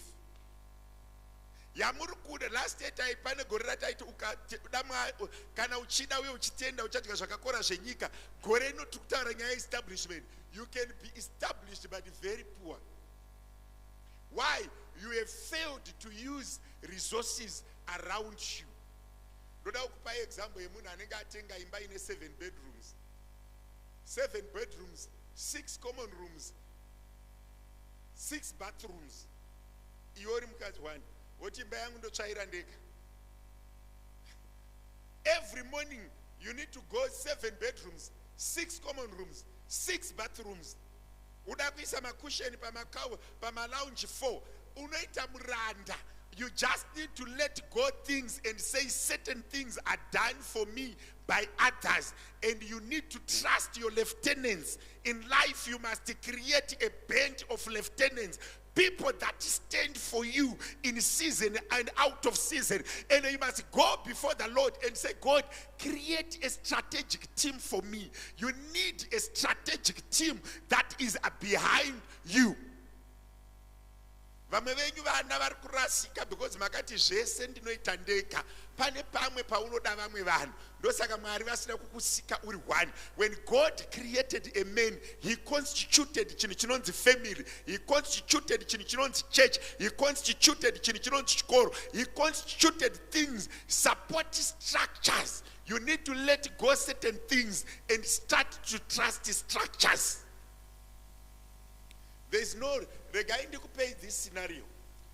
Ukati wewe uri kuvaka, uri builder, wobva vati inini ndovaka ndeka, vamwe vese ndiganyire zvidhina.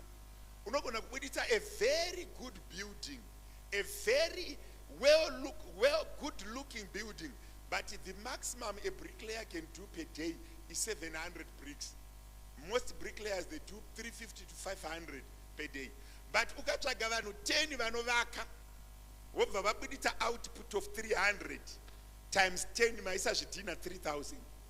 But kana uchiita wega uri kuisa 500, you will never prosper if you are not able to delegate. You will never get far if you are not able to work in teams. You will never get far if you are not able to release certain tasks from your hand. Namwari, blessing ya Mwari is too big to contain it. Ndaibatsira ndainzwa mwe musi maifundiswa achibatsira vamwe mai vaiti mama ndiri kuremerwa kuti vanhu vorega sei kudya chikafu changu. At certain stage in life and at certain level, you just need to let people eat. Because kana chawandaka, you can't manage my cereal 5 ari mabhawo kutarisa ndakasiya iri apa netape measure, ndakasiya iri apa netape measure, ndakasiya iri apa netape measure. Pane imwe level yekuti kana Mwari wakuvhurira certain things, you just need to let them go. And evo Mwari pavari kuunza abundance, vari kubva vaunza nevadyi vacho.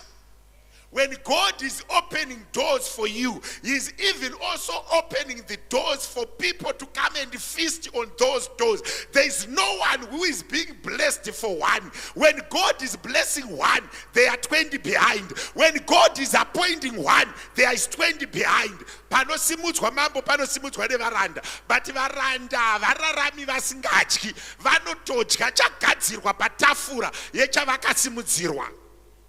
Ndine munhu here mazana ndoda kuedza kudzidzisa concept yekuti mumwe munhu akufana kunamatira vanhu vatinoti mapartners ekushanda navo. Mwari ngaakusimudzire vanhu vanomira mumastrategic points. Zvinonzi David aiva murwi wehondo, but zvainzi kune varume vatatu, Adino, Eliaza naShama. Adina anotouraya 800 people ari ega. Eliaza anobata munondo kusvika vanamira paruoko, but vachirwira David. Kune varume nevaka imbonamata kuti Mwari ndisimudzirei vanhu. Maideas ese akanaka haagoni kuburukira pamusoro pako. Pane vanhu vane maideas akanaka akaiswa mavari naMwari anofanira kukutakura, but vanokutakurira sei? Namata uti Mwari musevhisi yanhasi zarurai meso angu aunze vanhu vane chekuita neramangwana rangu, vanhu vanotakura vision yangu from this point to another. Unoziva here kuti zviri kukunetsa zviri kuda kungonzi unyorerwe referral letter kana kuti mumwe munhu afonerwe neumwe munhu kuti zviitike. Chiri kukunetsa ichocho chakakuremera ichocho. Mumwe munhu akangosimudza foni akati makadi yenyu ndinonzi Ningi ndakutumira iwo munhu mubatsirei, zvatonaka. Pane time nguva yainetsa mapasipoti zvekunetsa zviya zvekuti vanhu vaimira muqueue for 4 days. Ndichida kuti mbeya jiriji vauye kunoku pasipoti yapera, birth certificate hapana. You know kune timu rakakutanga ranga risina mabirth certificate, vakangozopiwa zvitupa. Takanosvika tikanzi dzokerai kwavakaberekerwa, munonyorerwa nasabhuku. Mabva nasabhuku moenda kudistrict kwavakatorera chitupa, monoya nerecommendation letter. Pandakangofonera imwe hama zvikanzi uri papi, ndikati ndiri pazvitupa. Zvikanzi mira ipapo, wakapfekei? Ndakazongonzi uyai kuno, muchembere wedu ngaagare apo. Pasina maminutes takatoapply. Chiri kukuomesera kufunga kuti all the doors will open for you. Pane mamwe madoors akavhurirwa vamwe aunofanira kungopinda uchinjoya zvirimo nekuti Mwari havana kukusika uri one. Akakusika paine vamwe vanhu kuti upenyu hudi hureruke. Kune vanhu vanofanira kubuild a trust over other people. Unotaura kuti kune mumwe munhu kuti akaona mwana wemumwe munhu anoona prosperity, akaona wake anoona tete wake wakafa wachiri pamadhumbu. Uye akafanana na tete tete hanzi vana mazita ekudhara. Handiri kutaura mazita iwaya ndingazokwadza mumwe. Zvokuti unoona unozoti hauna chakanaka chauri kuona muvamwe. Hakuna munhu anobudirira asati atanga kuona chakanaka chiri muvamwe. Hakuna munhu anoenda kure asati atanga kuona chakanaka chiri muvamwe. You need to be imboimagine kuti pano pachechi ndikaita zviziviso ndopedza, ndoenda kuketering ndonotenga uniform namaimufundisi ndopedza, ndonotarisa window rakapwanyika ndoritenga ndoya ndorinamira ndopedza, ndoenda kupraise worship ndononyora masongs neuniform ndopedza, ndoenda kuchina monk ndotsvaga uniform yedheko ndopedza, ndodzokera next week ndotsvaga yeketering ndodzoka. Ungaita munhu here? Unorarama here semunhu? Pane zvimwe unoziva kuti ukatarisa paunonzi visionary, pane zvimwe zvinoitwa wongozonzi taita apa tatodarika apa mudhara zvadai. Pamwe pacho ukazviita zvega unosafa chinhu chinonzi burnout, unosafa chinhu chinonzi fatigue, unosafa chinhu chinonzi tiredness. Muupenyu hwekuropafadzwa Mwari ngaakupe vanhu vanoita zvimwe zvinhu muupenyu hwako kuti hufambe zvakadini, zvakanaka. Imbozarurirwa musevhisi ino, Mwari ngaakuunganidzire vanhu vekuti ukati chakati mira itiite, chakati mira itiite, chakati mira itiite. Imbotarisa kuti upenyu hwako huri kuurana sei. There is no great man who does not have lieutenants. Kana vakusimuka Mwari anokusimudzira vanhu, kana vakusimuka Mwari anokusimudza netimu. Ndo timu yandoda kuti Mwari akuzarurire muservice ino. Ndo timu yandoda kuti Mwari akuitire zvakanaka muservice ino. Akusanganise nevarume nevakadzi vakagadzirirwa maringe neramangwana rako, vakagadzirirwa maringe nekwauri kuenda.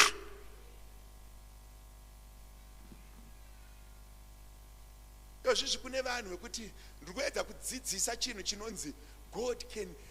You need to trust other people in certain areas. Chinhu chakuvadza vanhu. Rimwe zuva takatadza kudya sadza namaimufundisi tichitonga murume aitaura nemuka achiti mukadzi wangu haagoni kudhiraivha mota kana asati aunganidza mari yake yeclash, kuti panotsva clash obva azozvitengera clash yake ega. If you cannot trust munhu pamota, not munhu only, munhu akakuberekera vana, ndo unoti haafani kuziva pin number. Do you know kuti imwe mari yamutori nayo iri kurega kuwanda because haisati yapinda mumaoko ema-lieutenants, kuitsvaga zviri kugona kuishandisa. Muri kunzwa chakuvadza vanhu. Hanzi pane imwe tsumo yandakaudzwa nemuzukuru wangu, hanzi sango harisi kupa vaneta mazuva ano, sango riri kupa vane lingi. Unogona kuneta uri musango, sango harisi kupa mazuva ano, hanzi sango riri kupa vane lingi. Ndo yandiri kuti muservice ino Mwari ngavakublesse nevanhu vane linki, vanhu vanoziva zvavari kuita, vanhu vane information, vanhu vari resourced, vanhu vane capacity, vanhu vane wisdom, vanhu vane intelligence.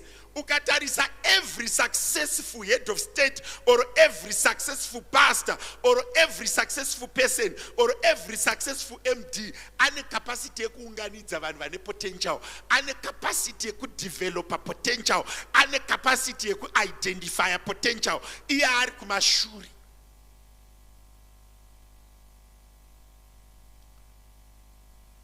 Vanhu vazhinji vakaomerwa nekuti hausati wasanganiswa. Bhaibheri rovhura panana tezvara vaDhavhidhi vari kuti vaMozisi vari kuti kutonga unogona but haungadzitongi dzese. Do you know kuti ukaita a farmer haugoni kuziva mbudzi dzako dzese? Zvenyu zvamaita kumusha zvokuti iyo inonzi mombe, iyo inonzi Africa, iyo inonzi England, iyo inonzi muchidzipa mazita urombo. Kana dzawanda dzipike mazita, kana dzanyatsokomborerwa naMwari chaiyo dza 200 unodzipa mazita uchidi dzinozikanwa nemateki. Iwe muridzi wadzo haufaniri kudziziva. Kune munhu anodzifudza wokuti unomubvunza kuti bhuru riya riripi, oti riri on quarantine, chakati chiya chiripi. Saka ndiri kuti Mwari ngaakuvhure pfungwa uwe nemurangariro wekuti ndinoda vanhu around me, ndinoda macomrades around me, ndinoda a team around me. The capacity pauri kukomborerwa rega kunamata kwekukomborerwa kwako wega. Do you know kuti ukakomborerwa chako chako unotoda vanhu vanotya? Ndinotarisa madzimai, unoona kuti mudzimai akaita madzimai mazhinji ane maplets anodarika 50 iye inovana vaviri. Nditire vaameni ivavo. Unoona ane zipoto rakadai zi22 liters repoto. Iye aine vana vaviri vasikapedzi fossilize dzechimwe. Saka kana vazokomborerwa nemapoto ivayo, kwete kumirira parufu, imboita pati abikire vanhu. Nyasha dzemapoto ngadzioverlape kufood.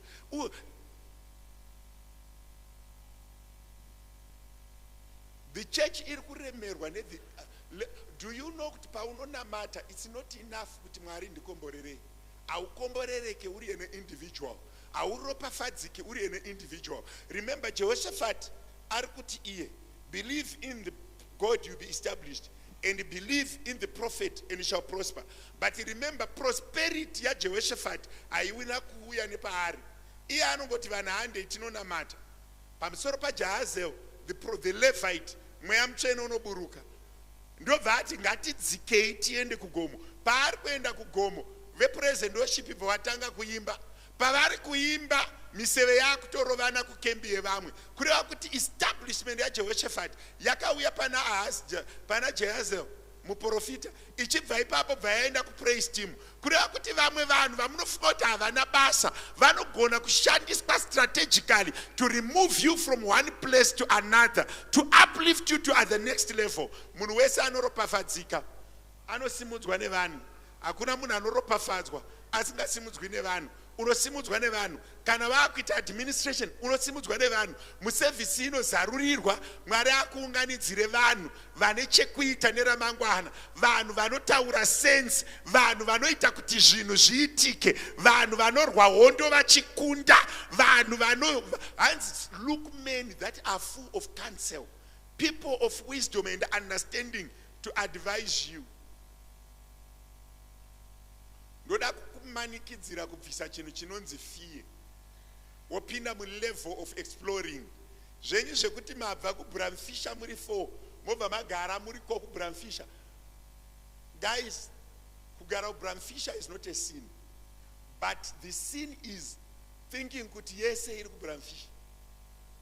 Budai imboendayo kudzimba dzevamwe vanhu kungotsvaga munhu akatsvikira nemota yake omukumbira kuti ndokumbirawo kukushanyirai kuti muri kudei kuti handina purpose kungoona hangu kuti nekutsvikira kwamakaita uku munombogara pakaita sei.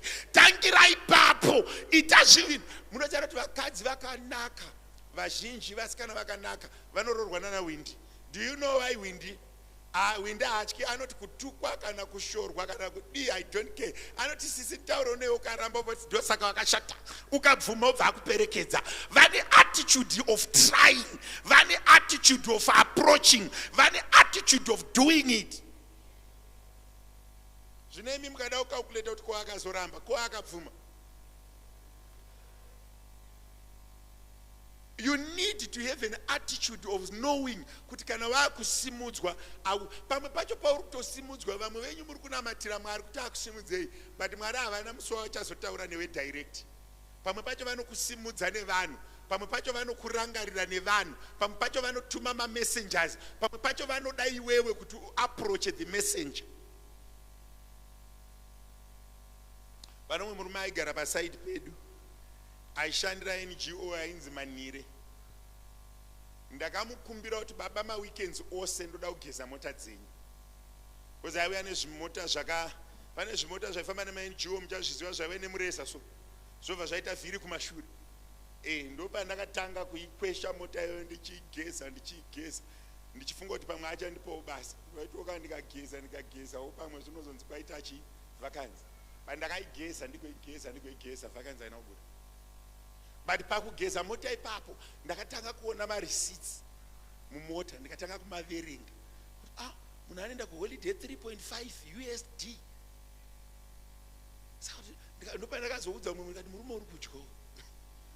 Murume ikoyo uri kudya. Ende kubva zuva iroro ndakatanga kuchinja even prayer ndakatanga kuita ndapedza kuverenga ma-receipts iwayo yakasiyana neprayer yandaita before ndaifunga kuti ndikapedza ndikawana basa ndonotenga mombe kumusha nempudzi but pandakaona ma-receipts ndakatanga kuti Mwari maholiday zvavhurika nekuda kwekwawasvika. Ndiri kunamba ndiri kukumbira mumwe munhu kuti tirege kungoti tikamuka tikadya tikageza tikarara tatorarama. Ngatimbonamatireiwo vanhu vanouya nema-ideas, kusimudzirwa vanhu kune vasati varoorwa nekuroora. Rega kungoroora munhu anoitisa vana chete, rega kuroorwa nemunhu anongoitisa vana chete, kana kuroora munhu anongobereka vana chete. Roora munhu anouya ainewo chimwe chinhu chiri beyond kutakura nhumbu nekutakurisa nhumbu.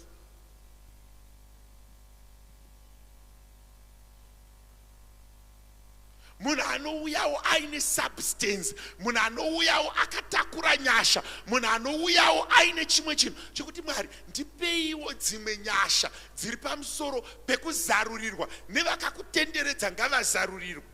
Do you know kuti chechi iri kukuvarira pachinhu 1? We are not acknowledging talent. We are not acknowledging wisdom. We are not. Do you know that wisdom is part of the gift of the Holy Spirit, and the people don't want to acknowledge it? Anyone who shows wisdom becomes a rival.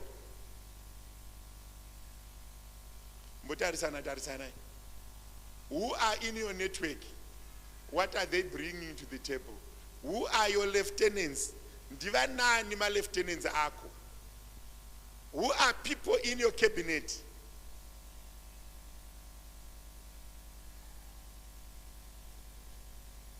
David had Shammah, David had Eliezer, David had Adino.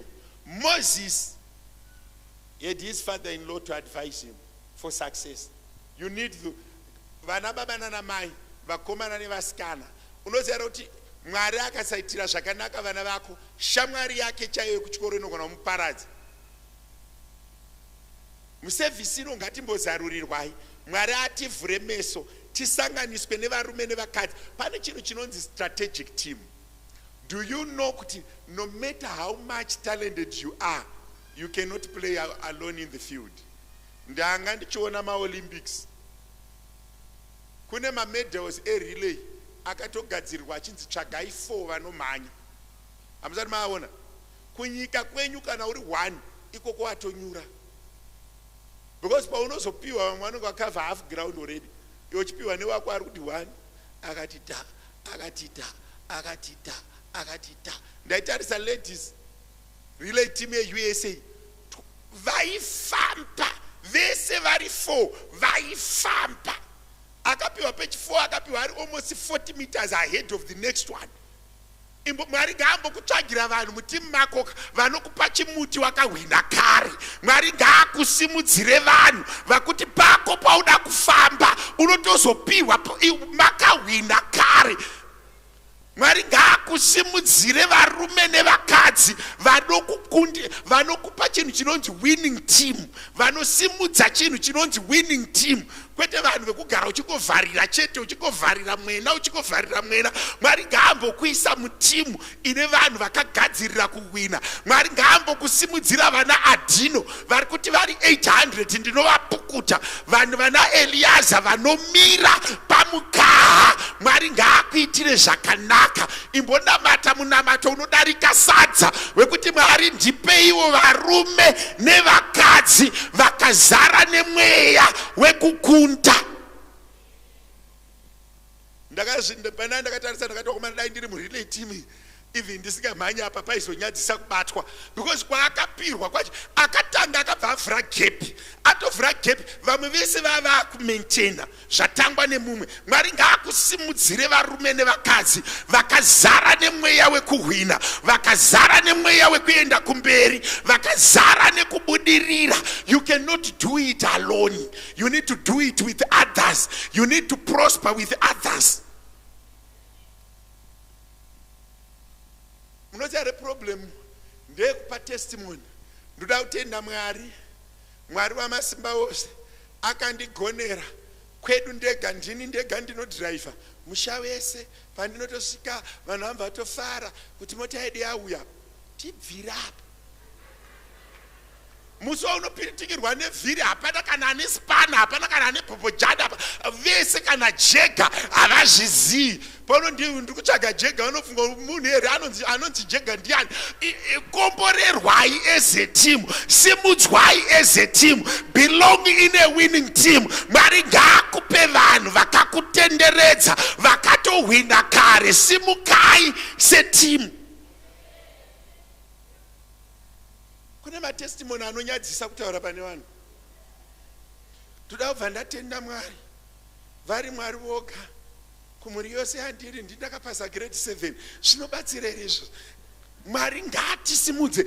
Unoziva kuti chinhu chinonzi prosperity, it's positive attitude. Iri kuti vakanditenderedza ngavabudirire. As I am prospering, let them also prosper. As I am going far, usaita mweya waMoses wekufunga kuti iye ega ndiye anotonga nyaya. Ziva kuti dzinotongwa, ziva kuti dzinogadzirika, ziva kuti zvinoitika usipo. Learn to trust people. Mwari ngaakuvhurire meso uye nevanhu vekutrusta, vekushanda navo. Imboimagina ipapa tine pati iriko iruda kuitwa musesande. Maimufundisi vari vari kubika nekupakura. Unopedza here cheche? Musesande nouya mai vedu vanenge vachibika vachipakura. Munopedza here? Nekuzara kwakaita vakadzi vese ava tigofunga kuti mai vega ndo vanopakura. Munoziva kuti dzimwe dzacho itsika dzatakakura nadzo dzenhamo kuti pakaurayiwa huku mai ngavabate spoon. Vangano venyu vakambopfuura napo. Musi unenge waurayiwa huku zvonzi mai ngavapakure. Urombo. Kana zvanyatsonaka munhu anongopakura yake unogara pasi. Kana kune munhu wandiri kutaura naye anogona kunge akabatirira pazvinhu zvisina basa. You need to release yourself and start to think, where am I going? And what am I going to achieve? At what level? Unoziva kuti munhu anogona kutadza kutrasta mwana wake chai. Mwana waabereka chai. Ukatarisa vana vemaChina nemakula. Mwana ane 11 years anokutengesera akakupa change. Imi wekumba kwenyu muchiri kutya kuti anotenga chingwa chake chekudya ega.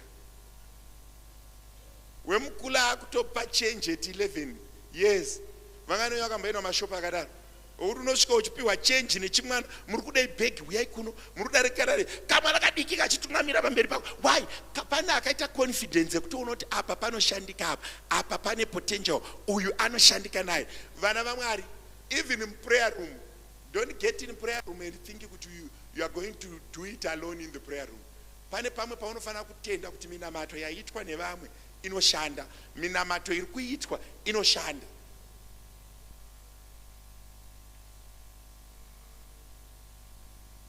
when God is creating you when God is raising you he raises people with you you don't arise by yourself when God is raising you he raises people with you when one is called 1,000 benefits when God is raising you munhu akaita sa Aaron's sister he was not Miriam she was not called but the moment Moses was called Miriam was installed into power Aaron was installed into power the family was installed into power pane vanhu vanofanira kunzwisisa kuti a blessing it's not your blessing a blessing it's our blessing hakuna munhu akadaidzwa naMwari as an individual Mwari ari kudaidza vanhu anoti ndanzwa kuchema kwevana vangu kwete kwaMoses but Moses paari kuenda ari kunotakura vanhu vari kuchema kureva kuti Moses ko it's about people it's not about you a judge is meant for people a pastor is meant for people a mother is meant for a people ndaitaura nezuro namaimufundisi Shona ndikati pane imwe mhuri pari kushaya chinhu chinonzi father if you divine munhu anonzi baba mumhuri kana maberekwa muri 9 baba chaivo vobva vafa kana kuti baba chaivo vapenyu asi pakati penyu muri 9 handiti pobva pati baba vachiripo kana kuti vadanwa naShe anenge ari willing to provide becomes the father of that family. Can I elaborate on that one? Tikaenda, what is a father? A father is a provider. And how do people respect you? They respect you at the level of your provision. You earn respect at the level of your provision. In the animal kingdom and in the human kingdom, you earn respect at the level of your provision. Anyone who is willing to provide, people respect him or her. Saka kana muri 9 mumba pa family gathering, munhu anongoti ndinotenga zvese uyai mudye chete, become the people start to respect. People start to seek ideas. People start to seek refuge. And the people start to listen to that person. And that person takes the momentum and becomes the father automatically. What is a mother? A mother is someone who provides shelter. And everyone wants to get close to them. That person becomes naturally a mother. And what does a mother do? A mother gives tender love. And a mother's love is enduring. Even when mistakes are done, mothers normally jumps in and cover. So if you say, Ndini dangwe, vanhu vachauya kwandiri, forget and smile. People come to the person who provides and who is willing to listen when they cry. Ndichinewere. Saka ukatarisa chinhu chinonzi Mwari pavari kusimudza ma-leaders nepavari kuropafadza vanhu, vari kuropafadza munhu ane a fatherly heart and a motherly attitude.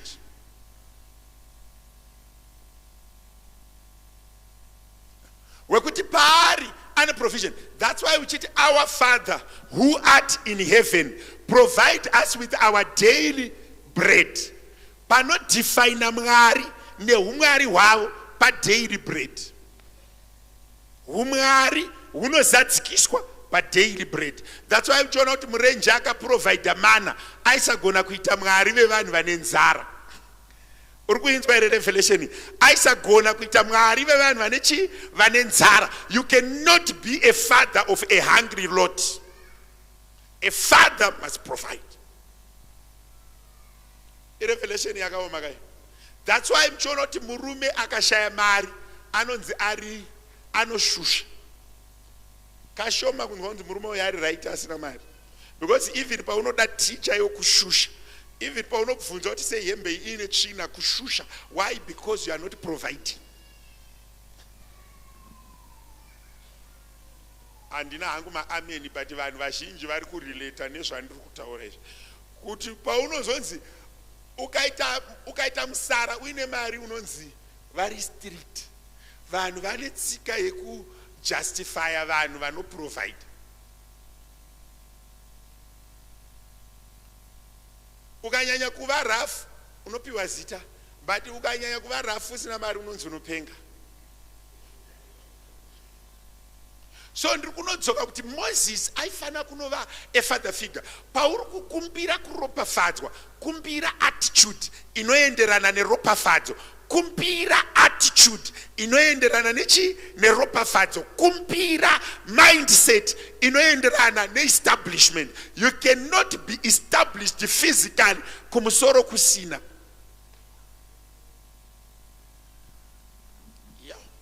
Nyaya establishment yakaoma, it's a practical subject.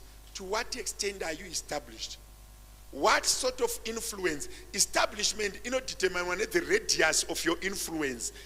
Do you know radius? Radius is the certain marked distance from you that you are in control of. What is your radius? And kuchikoro vaya vakakurumidza kuchisiya apa panorema. You see what I'm saying? What is the scope of your influence? Ndine ma teenagers ne youth here. Muchiripo ma teenagers ne youth. The scope of your influence is determined by the level of provision that you give. What is provision? Provision is any substance or any form of help that is essential that you give to someone without expecting it back. Ndosaka uchiti ukaendeswa na baba nini kuchikoro anokuti une chikwereti, but ukaendeswa na baba kuchikoro, that's your right. Vangani venyu vanoziya statement iyoyo. If you are sent to school by your father, you don't owe anyone. And hakuna baba vanotaurira mwana kuti you owe me because wapedza form 6. It is the joy of the father and the mother kuti mwana apedza chikoro without any owing. Hapana chikwereti. Saka a father is someone who is providing, expecting nothing. Vangani venyu vari pano vana baba nana mai varuti kana mwana uyu apedza anondi 100,000. Vangani venyu vari kurekota. Kuna baba vari normal here vanorekodha kuti mwana wangu apedza chikoro ndakaisa mari yakati. If you ask every parent how much you invested in your child, they don't know. That they are looking forward to that child going to the next level and prospering. It's a mindset of a father. Why am I elaborating there? When you are blessed in the scope of your influence, you must aim at providing. How do you provide? You need lieutenants and comrades. Vana baba na mai apana kwatiri kuenda kana tisina vanhu vatiri kushanda navo. Kwatiri kuenda kunodeterminwa nevanhu vatiri kushanda navo. Kune vanhu vari muupenyu vekuti tinogona kutoza tikangatarisa level yako totoziva kuti who is your pastor.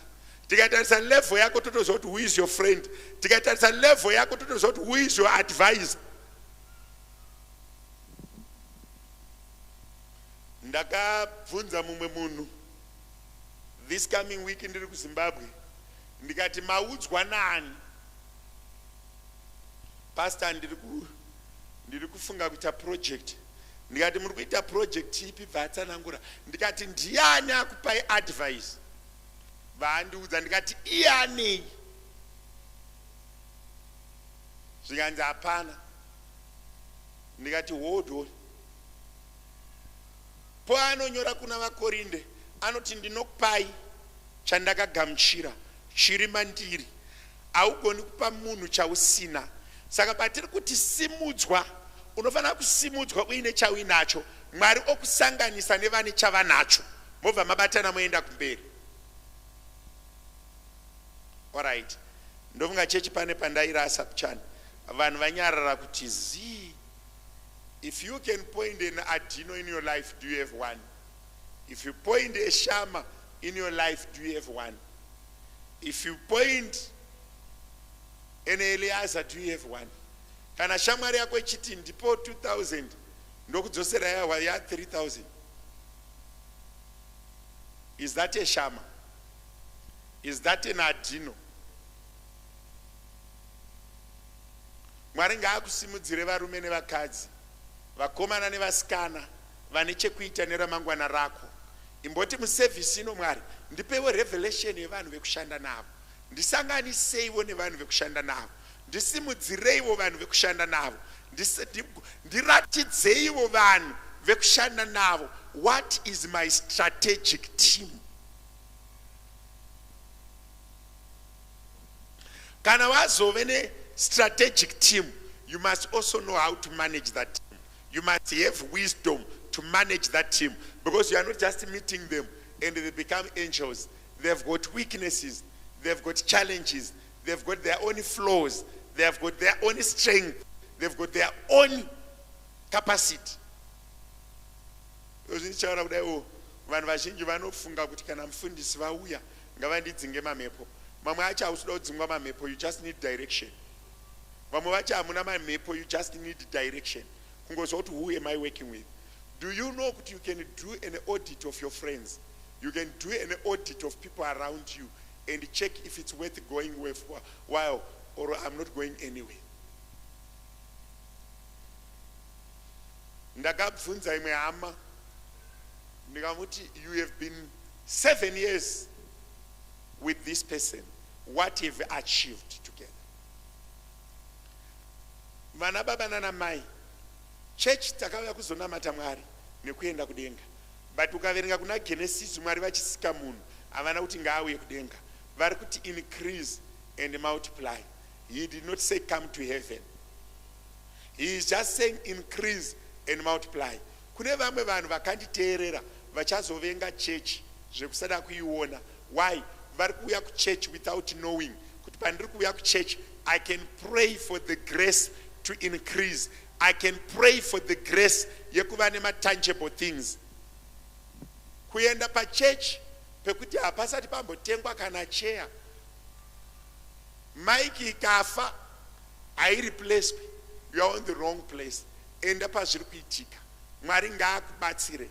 Chakuvadza church kuda kushandirwa iwe usingashandi. Ndine mumwe munhu ari panapa. Vana baba nana mai, vakomana nevasikana, ndogona kukunamatirai every service, ndogona kuturikai maoko every service, ndogona kukuitai deliverance every service. But pamwe pacho mamhepo acho pane pasisina, pane pasara unyope, kupusa nekusafunga. Can I repeat this? Pane pasara unyope, kupusa nekusafunga. You are not rehearsing, you are living now. Kuti Mwari atiitire zvakanaka vabereki, ngatitry something. Pane chinhu wani chandoda kunopedzisa nacho muservice ino ndichikutaurira. Kuti Mwari akukomborere, you must be doing something. Ndine vanhu here vari munomu. Pane handinoti the spirit of doing more. Can God equip you with the spirit of doing more? The spirit of doing more or the spirit of doing it. Inoreva kuti wherever I am, I need to be trying things. I need to be trying to do things. There's no one who is blessed when he's sleeping. Jesus never called anyone idle. He called a tax collector working. He called a fisherman working. Vana baba nana amai, kugara mumba usina anything that you are trying to do and expect establishment is an error. Maoko edu ngaabate something. Try something. Zvirinane kukundikana uchiedza something than kungogara kuti tesh.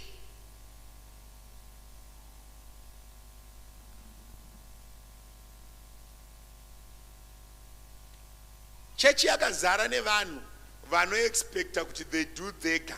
Vanhu vari kuexpecta mamiracle yekumuka mangwana mumba muine trange yemari. Vanhu vari kuexpecta mamiracle yekumuka yekufamba mumo wosangana nemunhu ari kupusha trailer, ari kupusha monarch over ati $1 million endai nayo. Mwari havashandi neyo. Vanoti dyara ndigoropafadza, bata nemaoko ako ndigoropafadza. ita chakati ndigoropafadza. Let's try send our children to school. Let's try hold certain things.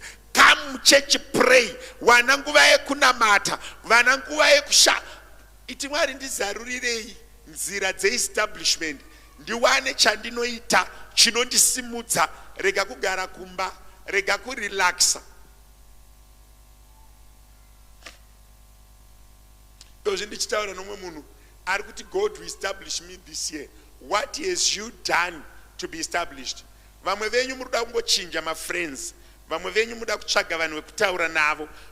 Unoza ndairwadziwa, ndinorwadziwa nekuti umwe munhu asati ambotaura namufundisi one on one. Anouya kuchechi. Kana umbondiudzawo kuti uri kubva kupi uchiendepi. Wakangofanana nemvura iri mudhishi. Do you know what mvura iri mudhishi does? Kune vanoita science nesocial science nevakamboita maticha, kune inonzi stagnant water. Vangani venyu vakamboinzwawo zita iroro pamunoita ma-experiment. Inonzi chii stagnant water? What does stagnant water does? Mosquito breeds in stagnant water. Bilharzia gathers in stagnant water.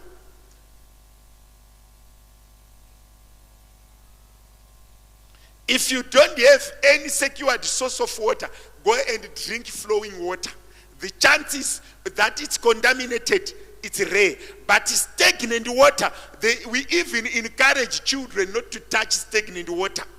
Ndine munhu anotara saka kuda kuti upenyu hwako hukamira hunoto attracta ma-problems. Upenyu hukafamba hunoreduce ma-problems. So anyone who is stagnant, he is attracting or she is attracting further problems.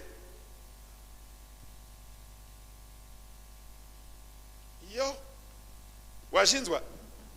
Kana uri stagnant, that's where problems gather. Kana uchifamba, ma-problems mashoma. Izvi ndine vanhu wekuti paachabva pano ari kunopinda mba mai vake. Kudai ndichitaura dai izvezvizvi une establishment, uda unopinda mba mai vako, hauna kana izvezvizvi watochena musoro, hauna pawakambovaka. Kana imba yeuswa chaichai, kana yemapango chaichai hauna, mutauni hauna, kurizevha hauna, hapana chaunacho. Purwa prana yakangorarama anongoti every Sunday hakauya toenda nekudenga nyepadzi ihwi simpe kumujuru. Imimi vanhu imimi kudenga kana kuchishandwa ndimi muchanosuka mapuleti imi, because panyika hamuna zvamakaita.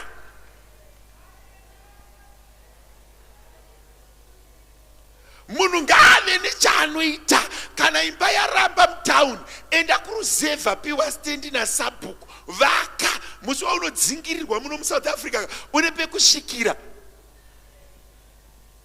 Zvimastendi zvekuma-growth point kana mapemits asati avepo, find something that defines you. Find something that you call upon establishment. Vamwe venyu vabereki variko kana mpudzi chaiyo yekuti maifudzai hauna, kana huku chaiyo hauna.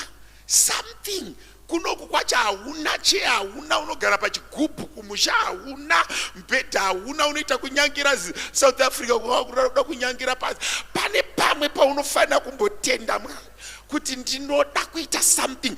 The spirit of doing things, have an attitude of doing things, have an attitude of trying things, have an attitude of starting zvinhu. Kana monamata, minamatei wane pekunamira. Imboendesa mwana kuboarding adzingwe, wambotanga. Have a spirit. Ezvo kuchechi unongoyoti ziva, kumba ziva, kubasa ziva, mukombi ziva. Ndoti munhu kuti ndikapinda mubhazi anorara kubva papark station, omutswa pabhodha, obva pabhodha orara kusvika asvika. Mweya wekuri Mwari angakupe mota iwe uchifamba wakarara. Mota kaibasa kubva pano kusvika kuZimbabwe, kudriver uri one, it's a mission. Pane munhu andiri kuti Mwari ndipfekei the spirit of doing things. When I'm doing things, create around me a team that is doing things. Haugoni kupinda murilay yekumhanya iwe usingamhanyi. Murilay muri kutodiwa anomhanya achisanganiswa nevanodini nevanomhanya. Never have a stagnant life. You need your life to be moving in one way or the other.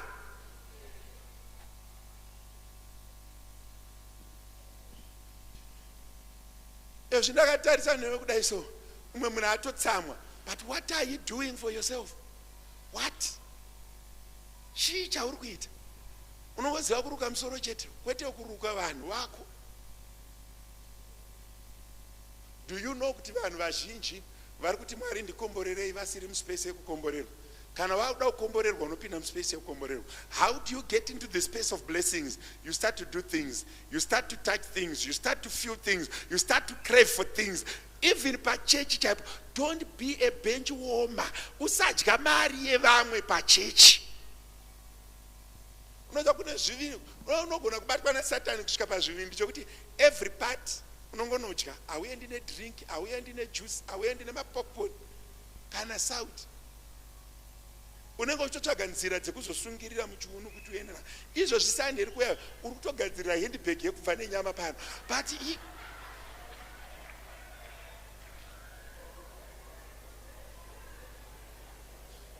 kana yasara ngaiendwe nayo kumba, but uchiti pane zvaitwa apa. You see what I'm saying? Pane yanguwo, at least ndakamboswipawo chegumi, at least ndakambobvisawo offering. Ndiri kuti have an attitude of doing something.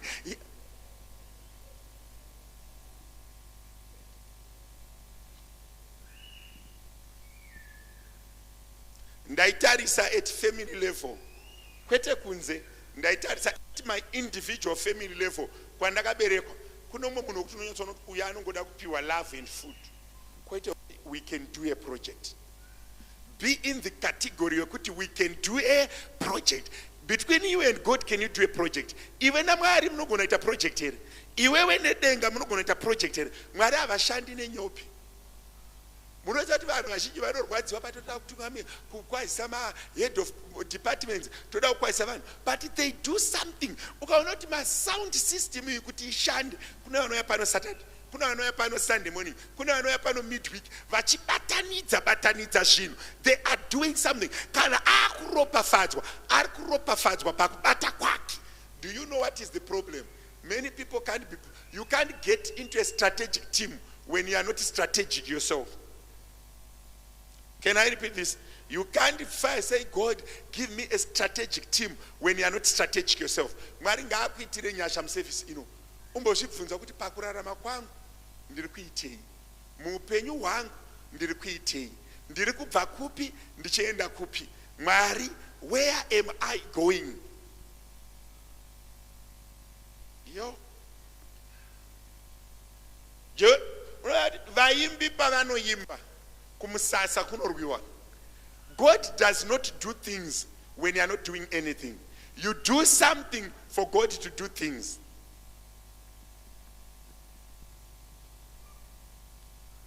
Ede vanhu vazhinji vakanditeerera vanoda Mwari asi havamudisise. When you love, you give. When you give, you work. Anyone who do not give, you don't love them. Kune vanhu vari muno muservice vandiri kungonzwa kuti God want to bless you, but you need to change certain things in your life. You need to have appetite of doing things. You need to be able to say, God, here I am. Ndisimudzirei vana Adino, ndisimudzirei vana Shama, ndiitireiwo saJehoshaphat, mundipe muprista muRevhi ataure, ndiitireiwo saJehoshaphat, praise team iimbe hondo dzikundike, but what am I doing? Problem yandakaona inoita kuti white vanhu vanopfeka white garments vawande kudarika isusu. Tinosvika tese topiwa muteuro. Handitika wapiwa muteuro, ari kukupa muteuro haana bhutsu, iwewe hauna bhutsu. Munoita 10 years muchipanana muteuro. Every year muchipanana muteuro, every week muchipanana muteuro. Ndaibvunza vamwe vanhu, handisi kuda kutaura zita remuprofita iye.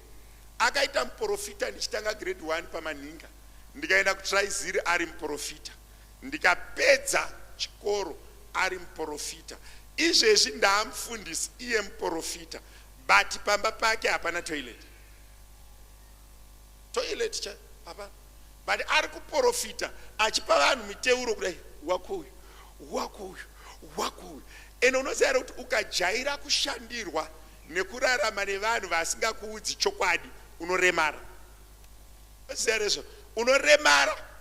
Vana baba nana mai, kunamata Mwari kwezvokwadi kunobuditsa muurombo.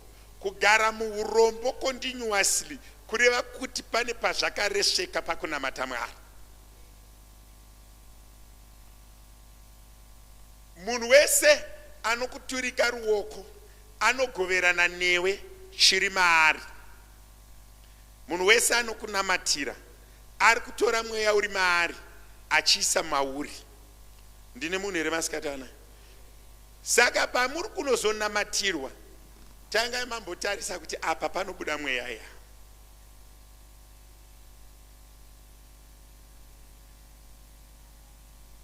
Alright, munhu akauya netsoka, haana mota, ane dust all over, obva asvika kuti ndauya kuzodoneta 2 million. Vangani venyu vanofunga kuti mari yawe. Munhu akauya aine tsoka achitoratidza kuti yebhutsu yake yakavhurika pasaidi, kuti ndoda kusiya ndadoneta 2 million, inobuda. But munhu akangouya aine sutuka, even nemota yekukwereta, akati ndauya kuzokupai 2 million, even ikasazouya, asi maseconds achaambotaura iwe munomboombera maoko, kureva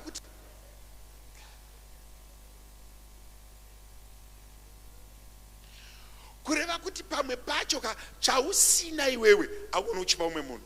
Vana baba nana mai, ngatimbonamatirai chinhu chinonzi Mwari akupe revelation yekukusanganisa nevanhu vanokubvisa pauri vachikuendesa kumberi. Kana pauri pakanaka saMozisi, Mwari ngaakupe nyasha dzevanhu vanorerutsa basa, vanhu vanoita kuti zvinhu zvireruke, vanhu vanoita kuti mutoro utakurike. Ndaitaurira mapastors akawanda ndikati kana wakuda kuita mufundisi chaiye, Mwari anofanira kukusimudzira vanhu vanoita. Imboimagina yekuti ndiri kuita accounts, ndichiita dheko, apa makala handimazii. Vana baba vanoziva makala, ngatipotaurei. Vangana vanoziva kuti kune kala inonzi champagne. Hamusitoinzwawo nini?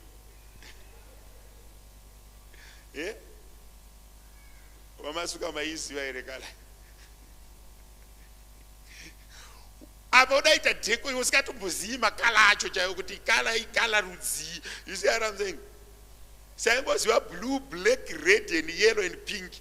Clark, Shona, navy blue, gold, maroon. Panama makala are very fun. You don't need to do everything.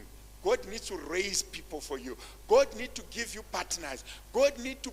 Vamwe vacha vasikuya unogara forever.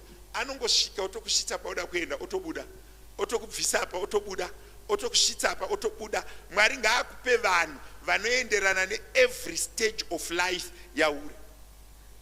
Kuvasikana unongoda munhu anongokuti hande kupati yakati, hai vasikana ndakaneta zvonzi iwe hande kupati, osvike kuona kupati kune zimwe zimunhu rawakarota kare kare, murume wangu yarapo aendeswawo kupati neumwe munhu. Kune vanhu vanonzi madestiny helpers, vanokubvisa pauri vachikusvitsa padestiny yako. Muri kunyaenderana? Kune vanhu vanonzi madestiny helpers. Mwari ngaakusanganise nemadestiny helpers. Muri kuseka iyoyo? Vamwe vakasangana pamapati pana, vamwe vakangonzi yoperekedzawo muchato wangu, waperekedza naye muchato zvatozoita. Mwari ngaakusanganise nemadestiny helpers. Mwari ngaakusanganise muservice inoyi nevanhu vanochinja upenyu. Mwari ngaakupe revelation yekushanduka kweupenyu. Rega kurarama life iri flat, rega kurarama life iri stagnant. Your life must be moving in one way or the other. Your life must be going somewhere in one way or the other. Munoziva kuti basa chairo rinopinzwa nomwe munhu. When I didn't know kuti kune chinhu chinonzi Chinoi University. I didn't know. Ndakatoti ndatonosanganawo nemwe shamwari yangu. Ndiri kuapply kuUZ. Tikanzomboteera here Chinoi neMSU. What is Chinoi? kasi kuchinoi kuna university MSU kuna university umira ndikuigire press inobuditsa wiki rakati tichibva kureserve kwatopiwa press kwatoapply kuchinoi kwakutoapply kuMSU. And do you know what I did? MSU ndakaregister for crop and crop science. Kuuse it ndikaregister imwe subject. Kuchinoi kwaiva neaccommodation ndikaregister ndikadya mapayout angu matatu egovernment handisati ndadzosera. Antu waiti ukaregister ukapiwa student number first yaiuya ndakarova mapayout mangu mangani matatu. Kuuse it ikapinda yekuMSU ikapinda yekuchinoi ikapinda. But iwewe wakagara ipapapo, who is your destiny helper? And that person who introduced me to the university is still there. Kuna munhu ada kutaura naye ari kuti Mwari muservice ino muranda wenyu ataura imbondisanganisayo nevanhu vari kundiendesa kwandiri kuenda. Chimwe chiri kukutuma kugara panzvimbo 1, do you have my destiny helpers? And vamwe vacho don't think kuti destiny helper stays in your life. Umwe wacho anongoya for a season obva atoenda, umwe anongoya for a day obva atoenda, umwe anouya for life obva astay. Aumboti unamatire chinhu chinonzi destiny helper. Uti Mwari, I'm looking for my Adino, I'm looking for an Eliezer, I'm looking for Shama, I'm looking for Jethro in my life to take me to the next level. Ndaneta nekushanda nekushandiswa. Jethro ngaandiudze zvekuita upenyu ureruke. Paari kuti kuna Moses, don't work like that. Give counsel. I will give you counsel. Vanhu ngavakubatsire. Do you know kuti mari yekupfuma chaiyo hauishandiri unoipiwa? Mari yekunyatsa kuti wamuka wakapfuma pane pamwe paunofanira kuipiwa, but kwete kupiwa kwemunanaka kwekumuka yakazara imba. Pane munhu anongoti uya upindo apo, kwana apo, kwana apo, pinda apo, kwana apo, uchikwaniswa. Pane favor inofanira kurarama pamusoro pako inokusanganisa nevanhu vanoshandura upenyu. Pane grace inofanira kunamira pauri muservice ino inovhura masuo, uchivhurirwa masuo nevamwe vanhu. KuZimbabwe kune ma-HR aita chinhu chainzi manhunt. Muchaiziva here kuno wakamboshanda kuZimbabwe? Kune ma-HR aita chinhu chinonzi manhunt, kuenda kuma-organizations achinotsvaga munhu asina kuapply kuti uya kuno, ende vanhu ivavo vaipiwa ma-exorbitant packages because ari kuofewa basa raasingadi. Muri kutandeta?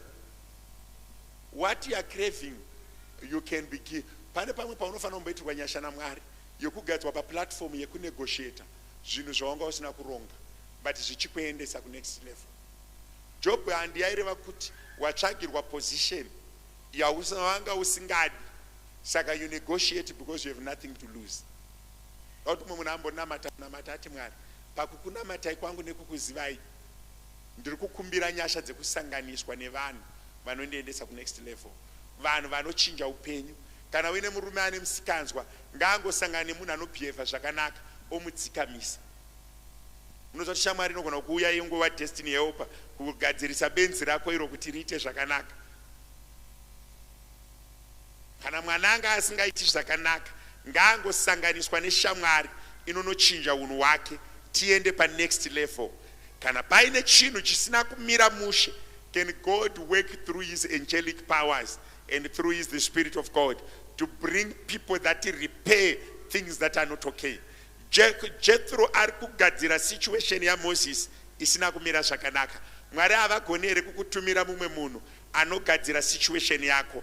Mwari havagoni here masikati ano kudurura nyasha dzekukusanganisa nemunhu anorapa moyo wakapwanyika, anogadzirisa zvisina kumira mushe, anodzorera order paisiri, anokubvisa pauri kuchema achikuendesa paunogara zvakanaka. Muservice ino Mwari ngaakuzarurire uve nenzara nenyota yekugamuchira izwi rekugamuchira vatumwa vepanyama nevepamweya vanogadzirisa upenyu hwako, vanogadzirisa mamiriro eupenyu. Kana paine chisiri kufamba zvakanaka, Mwari ngavatume vatumwa vavo nematumire avo chigadzirisike masikati ano. ndinotenda muna Mwari asingaedunzi shoko rake pasina zvariri kureva. Muservice ino kune vanhu vanofana kutumirwa, vanhu vanogadzirisa zvinhu, kune vanhu vanofana kuzarurirwa kugadzirisa nyaya dzako, kune vanhu. Moses did not ask for counsel. Jethro identified a need. Kune vanhu vanofana kuidentify a need iri muupenyu hwako, vatumwa nedenga weigadzirisa. Mwari ngaaise burden pamwoyo yevanhu vane solution yako kuti vakubatsire. Mwari ngaaise burden pamwoyo kuvanhu vaatuma iye kugadzirisa nheyo dzeupenyu hwako husina kumira mushe. Ndinotaura semuranda waMwari masikati ano, Jehovha ngaambodurura nyasha pamusoro pako nepamusoro peupenyu hwako kuti usanganiswe nevanhu vane mhinduro yezvauri kuchemera, usanganiswe nevanhu vane mhinduro yepauri kupfuura napo. Mwari ngaaburutse nyasha dzana Eliaza vanouya pahondo, Mwari ngaaburutse nyasha dzana Elijah vanoenda pashirikadzi iri kuti kana tadya tiutsuka chimwaka tigofa. Mwari kwangopatika Elijah ati ndipe ini ndigodya. Mwari ngavamboita munana muservice ino yekukusanganisa nemunhu ane mhinduro yezviri kuramba muupenyu hwako. Dauti usimuke utange kunamata uti Mwari muranda wenyu ataura, ndisanganiseiwo nevarume nevakadzi nevakomana nevasikana vane mhinduro yangu. Mwari ngaakuitire zvakanaka pauri kuchema misodzi kune ane mhinduro. Anongoda kuti Mwari amupe burden, amupe that desire to assist you. Tanga kunamata uti Mwari ndisanganiseiwo nevarume nevakadzi vane mhinduro yangu, vana Jethro vari kuona kutambudzika kwangu, vana Eliaza nana Adino, vana Shama, varume vaDavid vakaita kuti umambo hwake